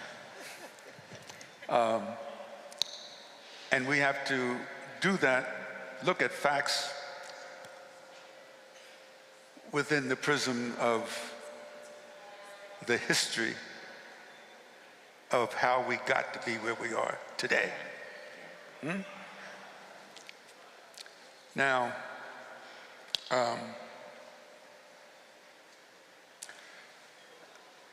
Martin Luther King Jr. was a compassionate, loving person, committed to Gandhi, to nonviolence and so forth. And we should, in his spirit, have the discipline and commitment to nonviolence. But that doesn't mean we should also have amnesia, okay? And amnesia is part of taking the time to study facts. For example, this is the 50th anniversary, all right? I don't know why former President Bill Clinton and former President Barack Obama, I love the brother, okay? Why have they not been here? Don't tell me somebody sent a video. Come on, Clarence. Don't tell me somebody sent a statement. Come on, Clarence. Okay? We have got to start being honest about facts. Yeah. Okay? Now that is simply a fact. They're not here. All right, I want to stop you one second. Listen. What about this president? He's the policymaker. Do you put an onus on him as well, on this president? Hold on. No. That's not what I'm saying. I get you. No. But he's the policymaker at this moment. No. You know, excuse me. That's not what I'm saying. I'm simply saying we can't have amnesia about dealing with the reality of our experience. And the reality of our experience, Martin Luther King Jr., Rosa Parks, Linda Brown, all of the Brown versus Board of Education, those are powerful things that occurred. What they did over the past 50 years is extraordinary. And the fact that we're here to celebrate the legacy of this particular person that I was honored to work with sometimes 24/7, 7.5 years, that's one thing. But I could not, but I'm simply saying studying facts, that's a fact that we have to not forget. Now, the other reason I'm saying we have to study facts is that how did we get to be like we are today? We got to be like we are today because of the legacy of slavery. You understand what I'm saying? So somebody said to me, well, not every white person in America is a racist. No, actually said, not every white man, as the question was, is a racist. And I said, no, but I say, I operate on the historical presumption, okay? Until proven otherwise, based upon the history of what I've seen in this country, is be an exception for any white male in this country not to have racism and put it into himself. That doesn't mean I'm calling every white person a racist. I'm just dealing with the reality. The reality is, if you're white in America, Today, okay, you wake up in the morning and you have something called white skin. Some people call it a privilege. Some people call it a liability. I say it's a fact that we have to remember and put it into historical circumstances. Now, how is this related to why we are today? Is that we dare not sit and have platitudes about Martin King was this and Martin King was that, unless you understand the reality of not only what this man achieved. He sought to redeem the soul of America, as we all know. I know I'm preaching to the choir. The March on Washington speech, his famous I Have a Dream speech, that was just a call to the conscience of America, okay? I'm saying that today, as we sit here honoring his legacy of 50 years, that we have a responsibility, particularly to the young people, to maybe get them to look at things as I believe he would have looked at them presumptively. And I don't want to take too much time, except I was fortunate. The firm I was with, I represented James Baldwin, not his own little lawyer, but I was James Baldwin's lawyer. And as a course of that, I had spent a lot of time talking to Jimmy.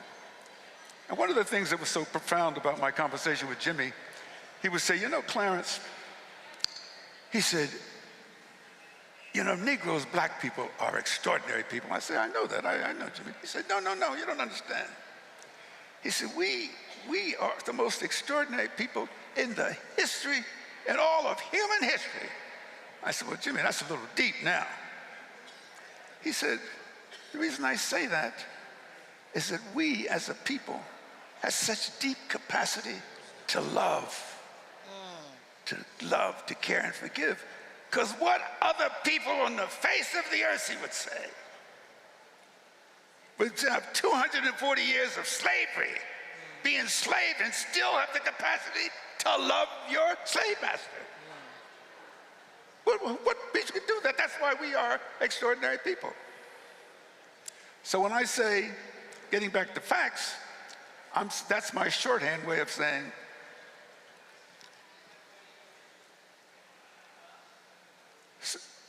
evaluating the history of what happened here 50 years ago until where we are today, and recognizing that Dr. King was a leader of a movement that involved many people of less well-known names. You know the name Abernathy, and you know the name of Jesse Jackson and so forth, but you may not know the name of James Orange, you know? You know the name of James Bevel, of course, but you may not know the name of Jimmy Lee Jackson, or maybe you do, no.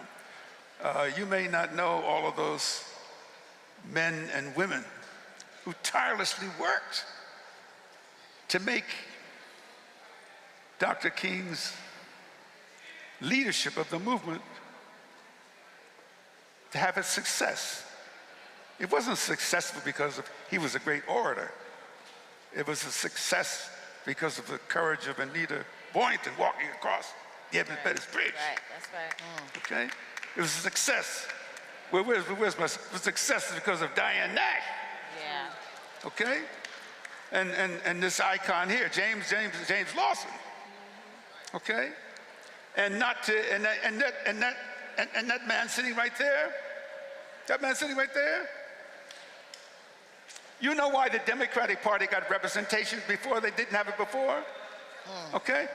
Because of his 1984, because of his election campaign. Jesse Jackson's 1984 and 1988 presidential campaign scared the living bejesus off of the political establishment. Scared that they didn't believe it. Didn't believe it. And so,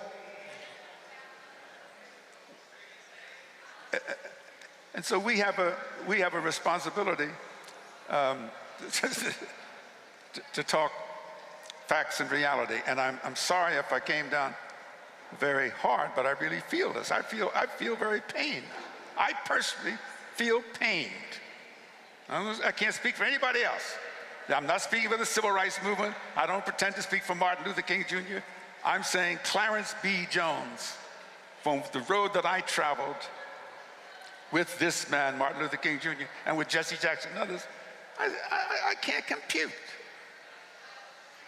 Oh my God, Barack Obama wouldn't have been president but for the legacy of Martin Luther King Jr. Would not have been president. Now, if you think I'm treating so harsh, fine. But somebody's got to tell you that is a fact. That's not fake news. That's not fake news. If somebody wants to offer me a rebuttal, say, oh, Obama would have been president, without the work of Martin Luther King Jr. No. He himself said it. I'm with him in the White House, graciously taking a picture with him, and he's grabbed my hand, and he said, but for you, John Lewis, C.T. Vivian, name some, I would not be in this Oval Office. So, my brother, where are you? Okay. Oh, what I always appreciated about when I would see Clarence and talk with him, and there were many conversations that we had, and elders like him, what they would often do is they weren't afraid to speak truth. They weren't afraid to say what other people were afraid to say. It didn't matter. For them, it wasn't all about, your titles and, I need to watch what I say. These were people who went through the battles. These were the people who stood tall. And they were willing to challenge power, whether they were black or white. And that, to me, is the lesson that we have to take away from the likes of Clarence Jones and so many others. And when I reflect on when I was going through all of these photos, Mustafa, and I was pulling my videos, that night in Memphis, 2018, Congressman John Lewis was on that stage, now an ancestor. Reverend James Lawson was on that stage, now an ancestor. Reverend Jesse Jackson Sr. on that stage, now an ancestor. Clarence Jones on that stage, now an ancestor. I came across a photo of Bernard Lafayette, now an ancestor. In fact, Reverend Jackson, Bernard Lafayette, Clarence Jones, we lost those three in the last 3 months. Those titans, I mean, when you talk about the people who were closest to Dr. King, the last left is I would say Ambassador Andrew Young. You have Bob Brown in North Carolina. And so what we have to always do is, one, show our love and appreciation for these freedom fighters. But now, and this is why we talk about those athletes now. This is why we talk about the movement now. 30 years from now, we should not only be talking about the names of Clarence Jones and others, but if this generation today does not put in the work, then the names will not be called. When the roll call is made 30 years from now, we're going to have to go back 80 years because the folk today didn't do the work. 100%. I mean, it is about Black excellence. It's about Black integrity, as our brothers shared. It is about doing the work, right? So last night, I was on the phone and we were having some conversations about the folks who have crossed over. And the question became, who are the young lions and who are the young lionesses who are stepping forward? And of course, there are some that we see in the news and in the streets, but others have a responsibility as well. So one, we got to make sure that we're passing the baton, but we also, something has to be inside of you that says, I am going to make sure that my community continues to be uplifted and it continues to move to higher heights. And that takes work, that takes organizing, that takes dedication. And we've got to make sure that, folks understand that, this is not easy. None of this work has ever been easy. Any of those great leaders that you just mentioned and others, they had to put a lot into it, time away from family, health challenges because they didn't focus on themselves. And yes, well, hopefully today, we have better opportunities for folks to take care of themselves, but there is still a price to be paid. And most folks don't want to pay the price. But the price also means that you are a person of integrity, that you are a person of excellence, and you've earned that. So I look forward to the next sets of generations. So many of us work with those folks who are coming up. But we need more because it can't just be a handful of folks. It has to be truly a movement filled with all kinds of folks bringing different types of skills, but it comes back down to that integrity and that excellence, which is really those core elements that will determine if you are going to actually be transformational or not. When we were in Montgomery, Joe, in the aftermath of the Supreme Court Louisiana versus Callais decision, the call was out and they said, we need a new generation of civil rights lawyers. We need a new generation of people who are not just securing the bag in so many areas. Because the battle that we are in today it is a social battle, it is a moral battle, it is a political battle, and it is a legal battle, and we need everybody on the battlefield. It's wonderful to have the privilege to do work actually good for the soul. And so there is something to being able to carry the torch forward. There's so many ways to carry the torch forward, for sure. But fundamentally, people need to be involved. Lawyers need to be involved. Community organizers need to be involved. Educators need to be involved so that truth is actually being taught. There are so many roles for us to play for us to contribute to moving us forward.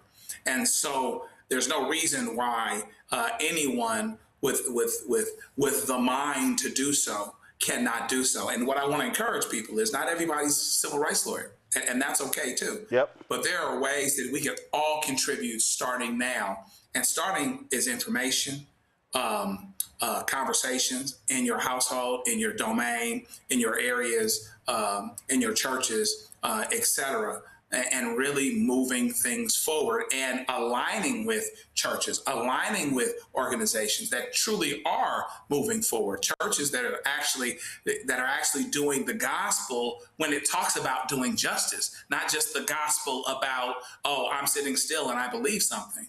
Your belief is going to turn into action if it's true belief. And so we have to have an all hands on deck approach to move all of us forward the best way that we can. And this is the time to do it. There's never been a more urgent time in our lifetimes. Brian, when I think about Andrew Goodman, Michael Schwerner, when I think about Viola Liuzzo, when I think about James Reed, William Lewis Moore, I mentioned Stanley Levinson. There were others. There were folks who were white who were engaged in this movement. When you think about those freedom workers as well, and there were some folks who said, man, no, don't have these white students come down here because if one of them gets killed, it's going to all come down on us. The moment we're in right now, and this is what I've been saying as we are embarking on Freedom Summer 2026, Freedom Fall 2026, where the goal is to register as many black folks as possible in the country, especially in the South, that there are white folks who need to be registered as well. And what I've said to white Democrats, white politicians, white progressives, don't just come to our marches and give speeches. How are you organizing and mobilizing white communities in Mississippi, Alabama, Florida, Tennessee, Georgia, North Carolina, South Carolina, Arkansas, Louisiana, Texas? That also has to be happening. Absolutely. Roland, we all need to play a role. People that look like me need to play a role. And I can't even begin to tell you, just over the last couple days, I think yesterday was the 6-year anniversary, sadly, of George Floyd being murdered. And I can't even begin to tell you how many people in this country that look like me still lie and say that George Floyd died of a drug overdose. And we have to be able to separate fact from fiction. We need to yell out and scream out truth and power to fiction. And Mr. Jones was talking about that a little bit in this part of the speech that you just played. People who look like me need to also spread the word We need to show a sense of leadership and need to organize. There's no doubt about that. There's no question about that. And for people out there that think that their opinions aren't being heard, well, guess what? Rise up. Speak up. It's okay to do that. There are too many people out there in society right now that are either afraid to speak up, or maybe they're afraid what some of their friends might think of them if they look like me. Well, guess what? Too bad. Too bad. Just because you're white doesn't mean that you should be on the right side of history and speak truth to power. That's what I try to do on my show every day, and that's why it's an honor to always be with you guys and to be with you, Roland, on this show. I'm going to keep fighting the fight as long as others out there are willing to do the same, and that's what we need to do, no matter what the color of our skin is, and that's what I'm going to try to do every day. Absolutely. And so let me thank all three of y'all being with on the show today. Brian, Mustafa, and Joe, thanks a lot. Folks, we got a little bit more on the show. We got our Black Star Network headlines, and then I'll have my interview with Texas State Representative James Tallarico. It's a conversation you don't want to miss. Let's go to headlines right now. No. Once again, President Donald Trump is going after former President Barack Obama, but this time sharing a meme depicting Obama's mugshot. On Sunday, Trump reposted the AI-generated image on his social media platform showing the 44th president holding an arrest place card reading Barack Hussein Obama as part of a Brady Bunch-style grid. The picture includes 7 other people, such as Obama's former cabinet members, Susan Rice and Valerie Jarrett, and former FBI Director James Comey. Trump wrote, "This is bad. Sick group of people, very destructive to our great nation, caused tremendous damage through weaponization." Trump has repeatedly endorsed or amplified the idea of Obama being arrested on social media. And earlier this month, he reposted an unsubstantiated Democrat election interference claim that ended with "arrest them all, but first, Barack Obama." The Trump Justice Department is now deleting hundreds of press releases tied to the January 6th rioters from the DOJ website. The DOJ defended the move on social media, saying it was proud to reverse the DOJ's weaponization under Biden administration, claiming it was removing what it called partisan propaganda. Trump and his allies continue to reframe the January 6th defendants as victims instead of people being charged with attacking the U.S. Capitol. On his first day in office, Trump issued mass pardons for the rioters, and since then, FBI agents and DOJ officials connected to those investigations have reportedly been dismissed or fired. The administration is facing backlash over a controversial $1.8 billion so-called anti-weaponization fund that critics say could financially benefit the insurrectionists. Multiple lawsuits have been filed against the administration over the fund, including one from Capitol Police officers who say taxpayer money could end up financing the same extremists who attacked law enforcement on January 6th. And the Supreme Court is refusing to intervene in a discrimination lawsuit led by former Black Miami Dolphins head coach Brian Flores against the NFL. Well, this move allows the case to proceed toward trial. The justices rebuffed an appeal from the league, which wanted the case handled through its arbitration process rather than open court in New York. Justice Brett Kavanaugh dissented from the decision not to hear the case. Flores sued the league and 3 teams in February of 2022, alleging the league was rife with racism regarding its hiring practices when it comes to Black coaches. He was later joined in the lawsuit by fellow Black coaches Steve Wilkes and Ray Horton. Flores was fired by the Dolphins shortly before the lawsuit was filed. He is now with the Minnesota Vikings. He's the defensive coordinator. Pharmaceutical company Eli Lilly has filed a civil lawsuit against several individuals affiliated with Memphis, Tennessee's Church of God in Christ and a network of pharmacies alleging a drug rebate fraud scheme. The lawsuit claims that between 2020 and 2025, the Kojic Church and its affiliated organizations, Drug Place and Community Health Initiative, defrauded Eli Lilly out of more than $200 million by submitting false rebate claims for Trulicity prescriptions. The church has denied any involvement in the alleged fraud and has said it's cooperating with the investigation. Eli Lilly is now seeking an injunction, restitution, and additional damages. 5 consecutive years of growth in enrollment at Maryland's Morgan State University are paving the way for new housing at the HBCU. State officials have approved new leasing agreements, adding over 300 student beds starting in the fall of 2026. Morgan State University says the expansion is a key part of its long-term housing strategy, reflecting its commitment to supporting student success and community growth. Having already added more than 1,800 beds through recent projects, the university hopes to house more than 5,400 students by the fall of 2026, representing more than 46% of the student body. Plans for additional housing upgrades are scheduled for the fall of 2028. And the jazz world is mourning the loss of legendary tenor saxophonist, 95-year-old Sonny Rollins. Rollins died Monday afternoon at his home in Woodstock, New York, according to his longtime representative, Terry Hint. He released more than 60 albums over 7 decades, including the groundbreaking 1956 classic saxophone Colossus. He also earned acclaim for albums like Way Out West and The Bridge. Rollins continued performing well into the 80s before retiring in 2014 due to health issues.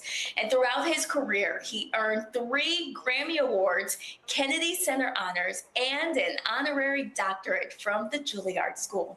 Former President Barack Obama honored Rollins twice in 2011, presenting him with the National Medal of Arts and later celebrating him at the Kennedy Center honors at the White House.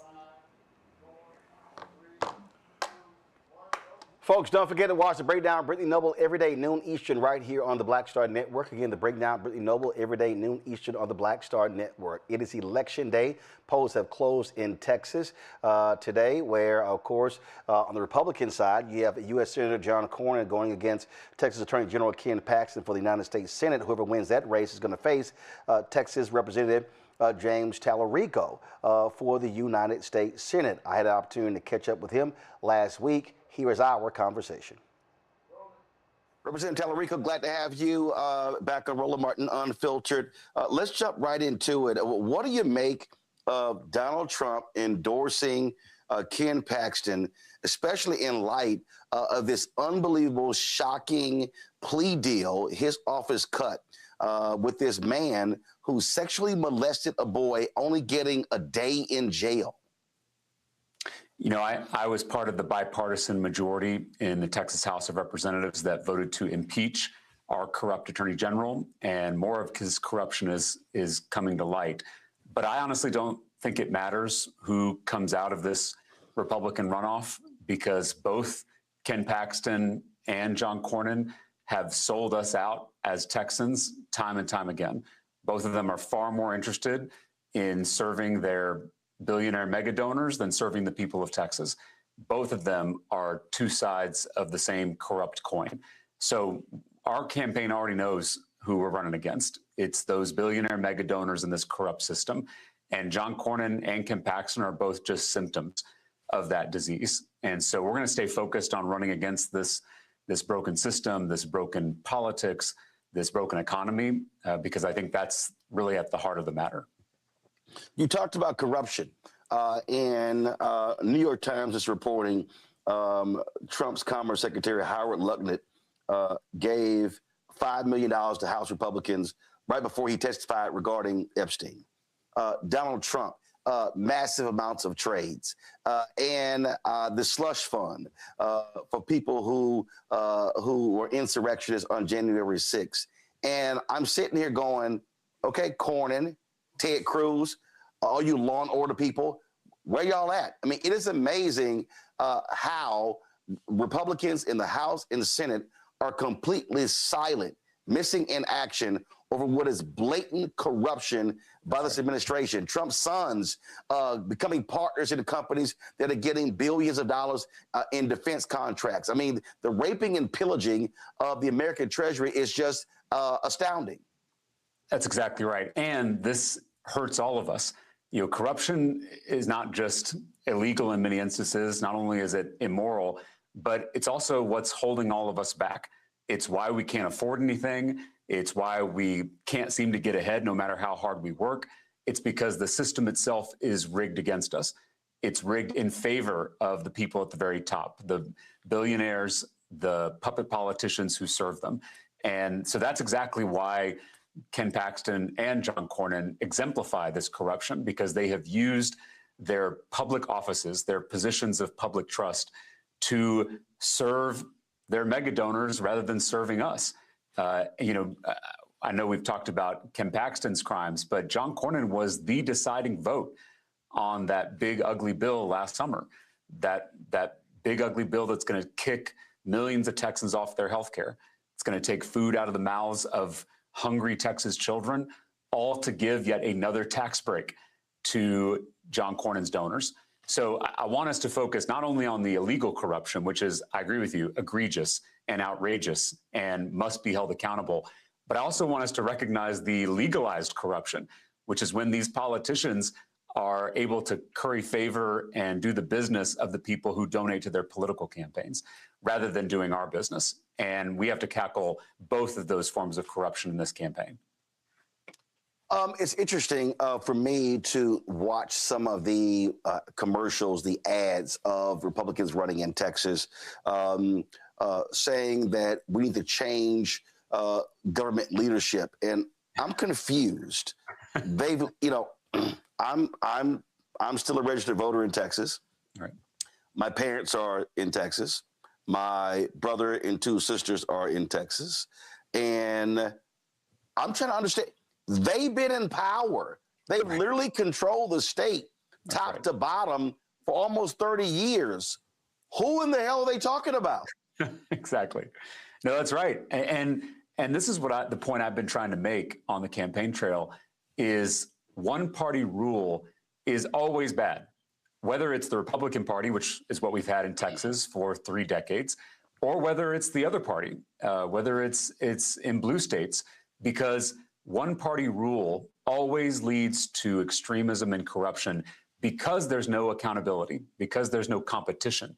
Competition is a good thing. It's good in business, it's good in sports, it's also good in politics, because when politicians feel like they've got to compete for every vote, when they're kept on their toes, that leads to better public policy.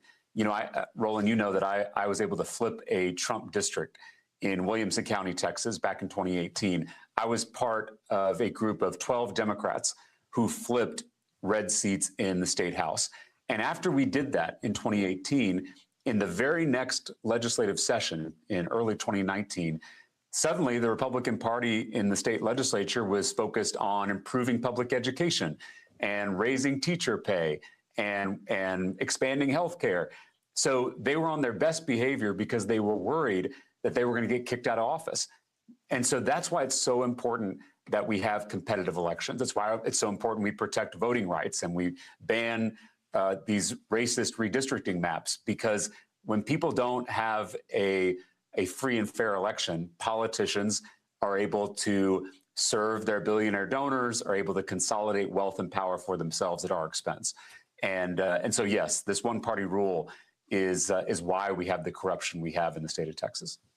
You talked about flipping a seat, a Trump seat there in Texas. What we have seen over the past couple of years, we've seen Democrats have success across the country in similar situations, a tremendous turnaround. In fact, in Texas, we've seen local school board races where people are turning back these Moms for Liberty right-wing zealots who were banning books and things along those lines. You got on the national level, you got these progressive podcast bros saying Ken Martin needs to resign, where Ken Martin keeps saying we have to invest top to bottom. We must invest in national races, state races, and local races. What do you sense is going on in terms of when you see these Democratic wins that don't get attention on the national level, but clearly mayoral races in Miami, in Boca Raton, and other places? What do you think is going on here where Democrats are seeing success in these lower level races? And in Tarrant County, Texas, Fort Worth, Texas, we were able to win a district in the state Senate that Donald Trump won by 17 points in the last election. And so we're seeing this across the state of Texas, across the country. There is a backlash to the extremism and the corruption that people are seeing in our government. It includes people who voted for the president in 2024, including a lot of young people across the state of Texas who voted for Donald Trump because they thought he was going to lower costs. They thought he was going to end the forever wars. They thought he was going to release the Epstein files. They thought that he was going to finally put working people first by draining the swamp. And on all counts, he has done the exact opposite. He has raised prices. He has started new forever wars. He has, done his best to keep the Epstein files redacted and hidden, and he has gone further and made the swamp even bigger in Washington, D.C. And so people are feeling disillusioned, and it's incumbent upon me as the Democratic nominee in this race, it's incumbent upon our campaign to try to build a big enough coalition of energized Democratic voters and people who are feeling disillusioned on the other side. That's exactly how we won that state Senate seat in Tarrant County, and I think it's going to be how we win this U.S. Senate seat in Texas in November. Obviously, you have to put together a broad coalition. Democrats have not fared well in these Senate races. The closest they got was Beto O'Rourke against Ted Cruz, where he got within 2.5 points of winning. We see in Texas has the most eligible black voters of any state in the country.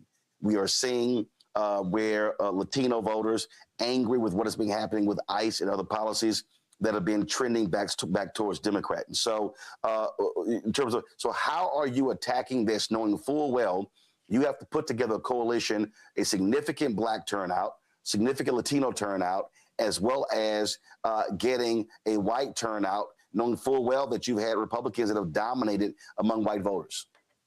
You're exactly right. We have to build a big tent. We have to have a big coalition if we're going to pull this off, if we're going to win Texas. And I have experience doing this. You know, we talked earlier about how I flipped a Trump district in Williamson County, Texas in 2018. And in our district, we had historic black turnout. We had historic Latino turnout. And we were also able to peel off Republican voters who were feeling left behind by the Republican Party. And we did all those things, and it added up to a 51% coalition, enough to win the seat. And we're going to do that statewide. We're going to have historic black and brown turnout. We're going to have to make sure that young people are showing up. And we're going to have to compete out in rural Texas, where we may not win every county, but we are at least building our coalition so that we have enough people to win in November. That's going to be the playbook for winning this race in Texas. Obviously, when it comes to black voters, you ran against Congresswoman Jasmine Crockett in the primary. You beat her in the primary. And look, there's going to have to be work there to get her supporters to back your candidacy. And so what has that outreach been? What does it look like? And not only that, just yesterday, I had a Black Men Vote on my show, and they had a survey that was done of more than 1,600 black men between the ages of 18 and 45, and talking about their concerns, their issues, very specifically, talked about that 19, 20%, some people given that black men voted for Donald Trump. And so, what is the message that you are speaking to African Americans in Texas that will get them to not only vote for you, but vote for you in significant numbers?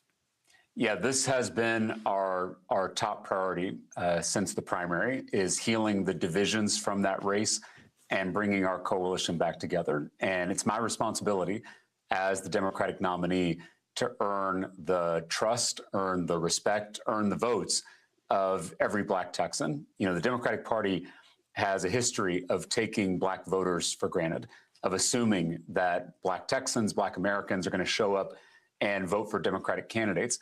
The fastest way to lose any election is to take voters or take communities for granted, to assume that they're just going to support your party or support your candidate. And our campaign is doing the exact opposite. I am out there treating every black voter as a swing voter, The same is true in the Latino community. The same is true with young people. We are, as a campaign, actively showing up, listening to, investing in Black communities. And I've been honored to worship in Black churches across Texas. I've been honored to meet with Black elected officials and Black community leaders across the state. We did a tour of our HBCUs. We held a town hall at Prairie View A&M, and then I was honored to give the commencement address at Paul Quinn College, the oldest HBCU in Texas. And so we've got a lot more work to do, but this is the priority of our campaign at the current moment. Speaking of that Black Men Vote poll, economics, entrepreneurship jumps out. There in Texas, you had Republicans that got rid of the Texas Hub program. That was actually put in place by Republican Governor George W. Bush. That was highly successful, and Greg Abbott and Dan Patrick, they gutted that, and that's denying economic opportunities for African Americans. In the last year, Biden-Harris, Black African Americans got $10 billion in federal contracts, only 2%. But it was also a record number. Well, under Trump, that's now gone down to 1.2%. And so speak to what your plan is if you were elected to the United States Senate to drive economic opportunities, entrepreneurship opportunities, providing pathways to access to capital for African Americans, because that's the one thing a lot of folks, younger folks, millennials and Gen Z are really focused on, being entrepreneurs, being owners. That's exactly right. And it's getting so hard to do that. I had a roundtable with Black business leaders in the Dallas-Fort Worth area, and I heard directly from Black business owners about the pressures from this new tariff regime that's making it even harder for small business owners. You mentioned the HUB program being eliminated. That has also added extra burdens and denied a lot of young Black entrepreneurs from getting the capital that they need. And so, yes, this is a major concern that I'm hearing across the state. It's something I care a lot about because, as you know, when Black businesses are successful, our Black communities are successful. And they are actively, our current leaders in the state of Texas and nationally are going after our Black businesses. They're also going after HBCUs. Something I heard a lot about at Prairie View A&M was the disparity in funding between HBCUs and institutions with similar percentages of low-income students. And so we are actively preventing young Black Texans from achieving their fullest potential, from giving the gifts that they were created to give. And as an educator, as someone who started his career in public service teaching Black and brown students on the west side of San Antonio, this is deeply personal to me. These are my students that are out there struggling to get a degree or start a business, and our government, our public policies are holding them back. And it's why I think we need a teacher in the U.S. Senate. We need a champion for all Texans, for all of our communities, representing us in the halls of power in D.C. You mentioned earlier the racist gerrymandering that's going on, voting rights as well. We see the attacks on the Voting Rights Act. And so Texas was ground zero for Donald Trump stealing 5 seats that led to this battle that's going on all across the country. And so how are you making the case to voters? Because one of the things, because what I keep saying is that you can't just talk about losing political power. What you have to talk about is that when you lose political power, when you go from 4 African-American members of Congress in Texas to 2, that's loss of millions and billions of dollars flowing back to communities because if those are Republicans, they're not going to have the same agenda as Democrats, especially Black Democrats, for Black communities. That's exactly right. It's not just political power. We also lose economic power. These two things are inextricably linked. It's why last summer, I, along with my Democratic colleagues in the Texas House, broke quorum to shine a national spotlight on these racist redistricting maps that systematically dilute the voting power of Black and brown Texans. And because we did that, we got a lot of heat. We were threatened with removal from office. We had bomb threats and death threats. But by taking that extraordinary action of breaking quorum, we shined a national spotlight on this racist redistricting scheme. And in the process, convinced California and Virginia and other states to join this fight and cancel out the gains made with these racist maps. And so I'm so thankful that the nation is paying attention to this issue finally, because it is at the heart of this systematic assault on our democracy, on the American experiment. Again, I believe that these rights at the ballot box are not given to us by politicians. They are God-given. They are inherent to every single human being, and it shouldn't matter the color of your skin or the zip code that you're born into. All of us have the right to shape our own destinies, to make our voices heard in this democratic process, and that's what's at risk here. And when our voices aren't heard, then we are locked out of power, both political power and economic power. And so I've said that the first bill that I want to file when we win this seat in the U.S. Senate is a national ban to end gerrymandering once and for all in every state in the union, whether it's a red state or a blue state. I've also said that we should pass the John Lewis Voting Rights Act. We got to do these things at the very beginning. There are a lot of issues we face: education and healthcare and jobs and the economy, all critical issues. But none of those things are going to get better until we pass comprehensive political reform, until we fix the system itself. And that has to include a ban on racist gerrymandering schemes like the one we have in Texas, and it should include federal voting rights protection like we see in the John Lewis Voting Rights Act. Housing is a critical issue. Because of the home foreclosure crisis in 2008, 2009, we built fewer houses between 2010 and 2020 than we did since the 1930s. Here we are in this next decade, and we're still behind housing. What specifically is your plan when it comes to affordable housing? Because it's a serious issue in Texas. We've seen skyrocketing home prices. Homes that normally would be in $90,000 to $150,000 now cost $250,000, $300,000 to buy. Roland, you'll know the term starter home. I was chatting with the Gen Z members of our campaign team. I'm like the oldest person on our campaign team, which is a good thing. But I was talking to them about housing policy, and we were developing our platform around this issue. And I used the term starter home, and I just got blank looks from every Gen Z member of our team. The idea that you could afford a home in your 20s or in your 30s is a completely foreign concept now. We talked about the economic obstacles in the way of Black Texans, particularly Black young Texans.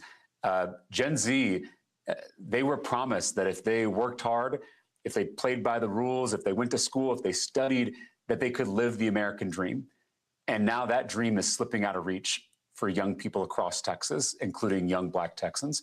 And home ownership is an essential part. It is a cornerstone of that American dream. Because just think about it. If you can't afford to own a home, then it's harder to start a family.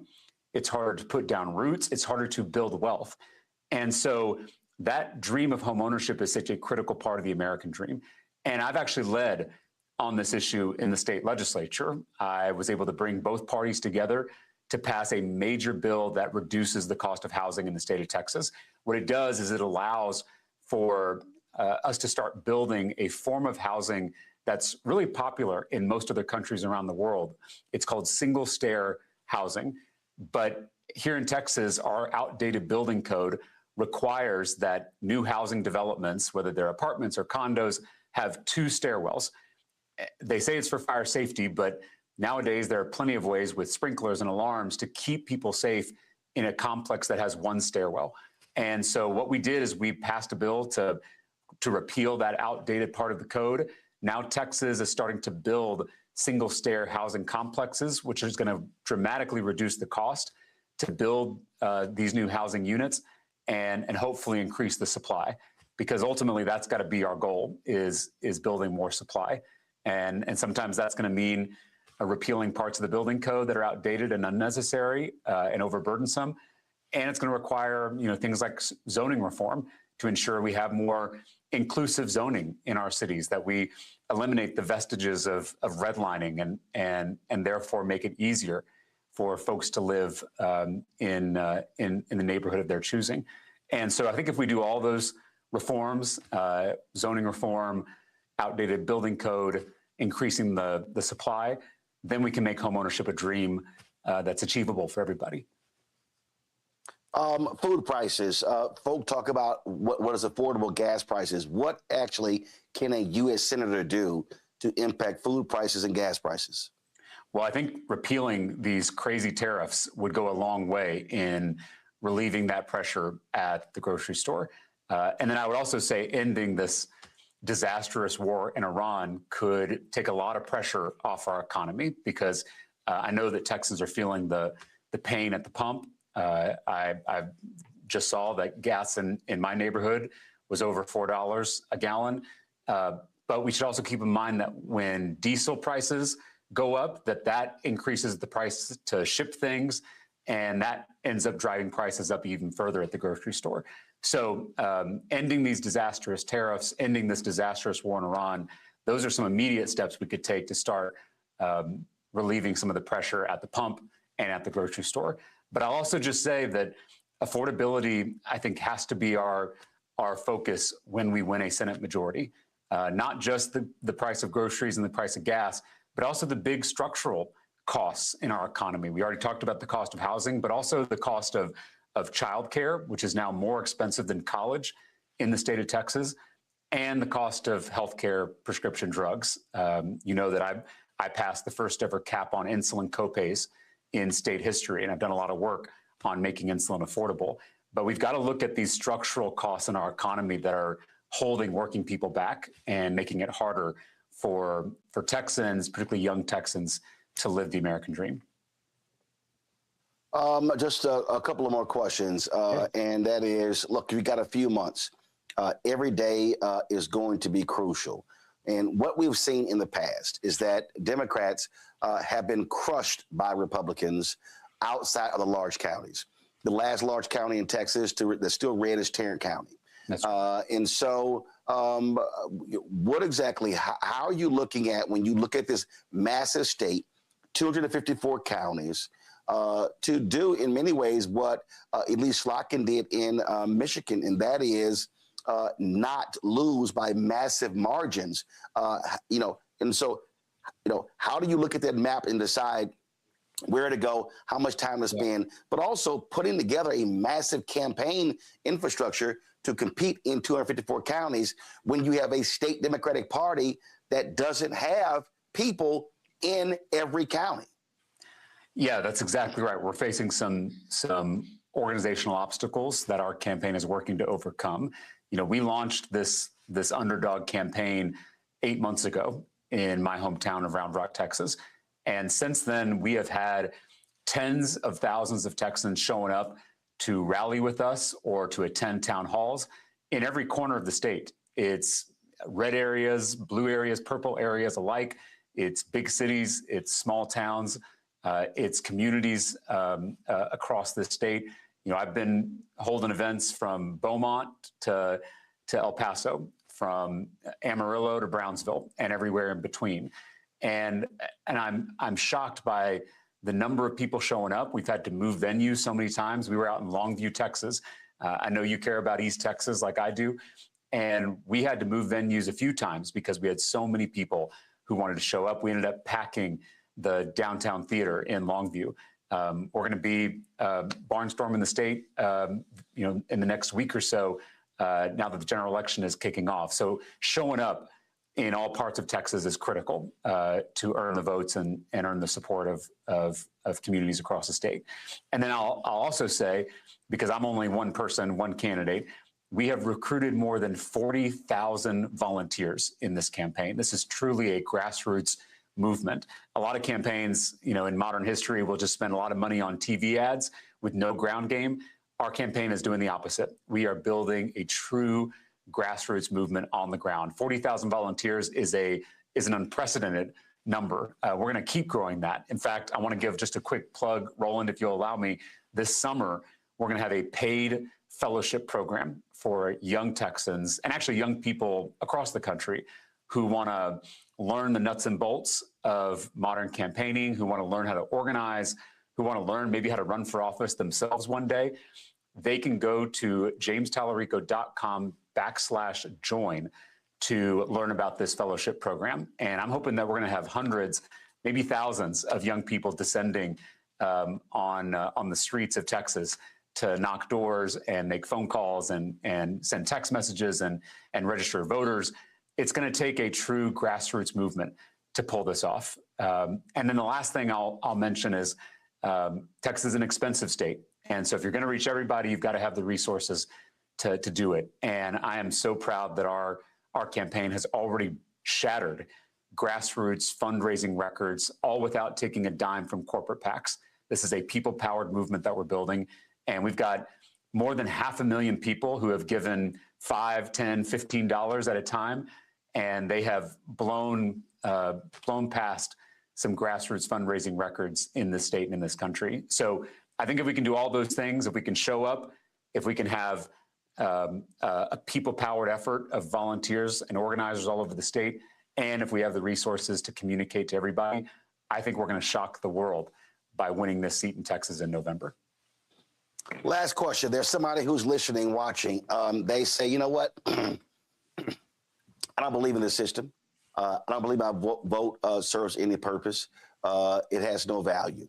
And they will choose to sit on the couch. What do you say to that person to convince them why they need to be actively engaged in this election and why they should vote for you?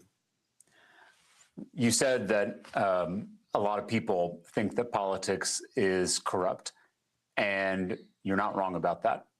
Politics is corrupt, but it doesn't have to be. What I'm trying to convince people of is not that politics isn't corrupt or that the system's not broken, because the system is broken, the system is corrupt. What I'm trying to convince people of is that we together have the power to change it. They wouldn't be trying so hard to stop you from voting if your vote didn't matter. And so, yes, I know that things are dark right now. I know that. But a little bit of hope is a dangerous thing. Inside every cynic is a wounded idealist. And so I am trying to speak to the wounded idealists all over the state of Texas, all over this country, because I really do believe that when we're together as one team, we are unstoppable. I know big money is powerful. I know that. But it's nothing compared to people power. And that's what we're doing here in this race, in this year, in this state. And so I hope that although there's plenty of reasons to be cynical, that people can dig down and find the last bits of hope that are left, because I think that's exactly what we need to pull this off, to change this country and transform this broken, corrupt system. All right. Representative James Tellerico, we surely appreciate it. Thanks a lot. Thanks, Roland.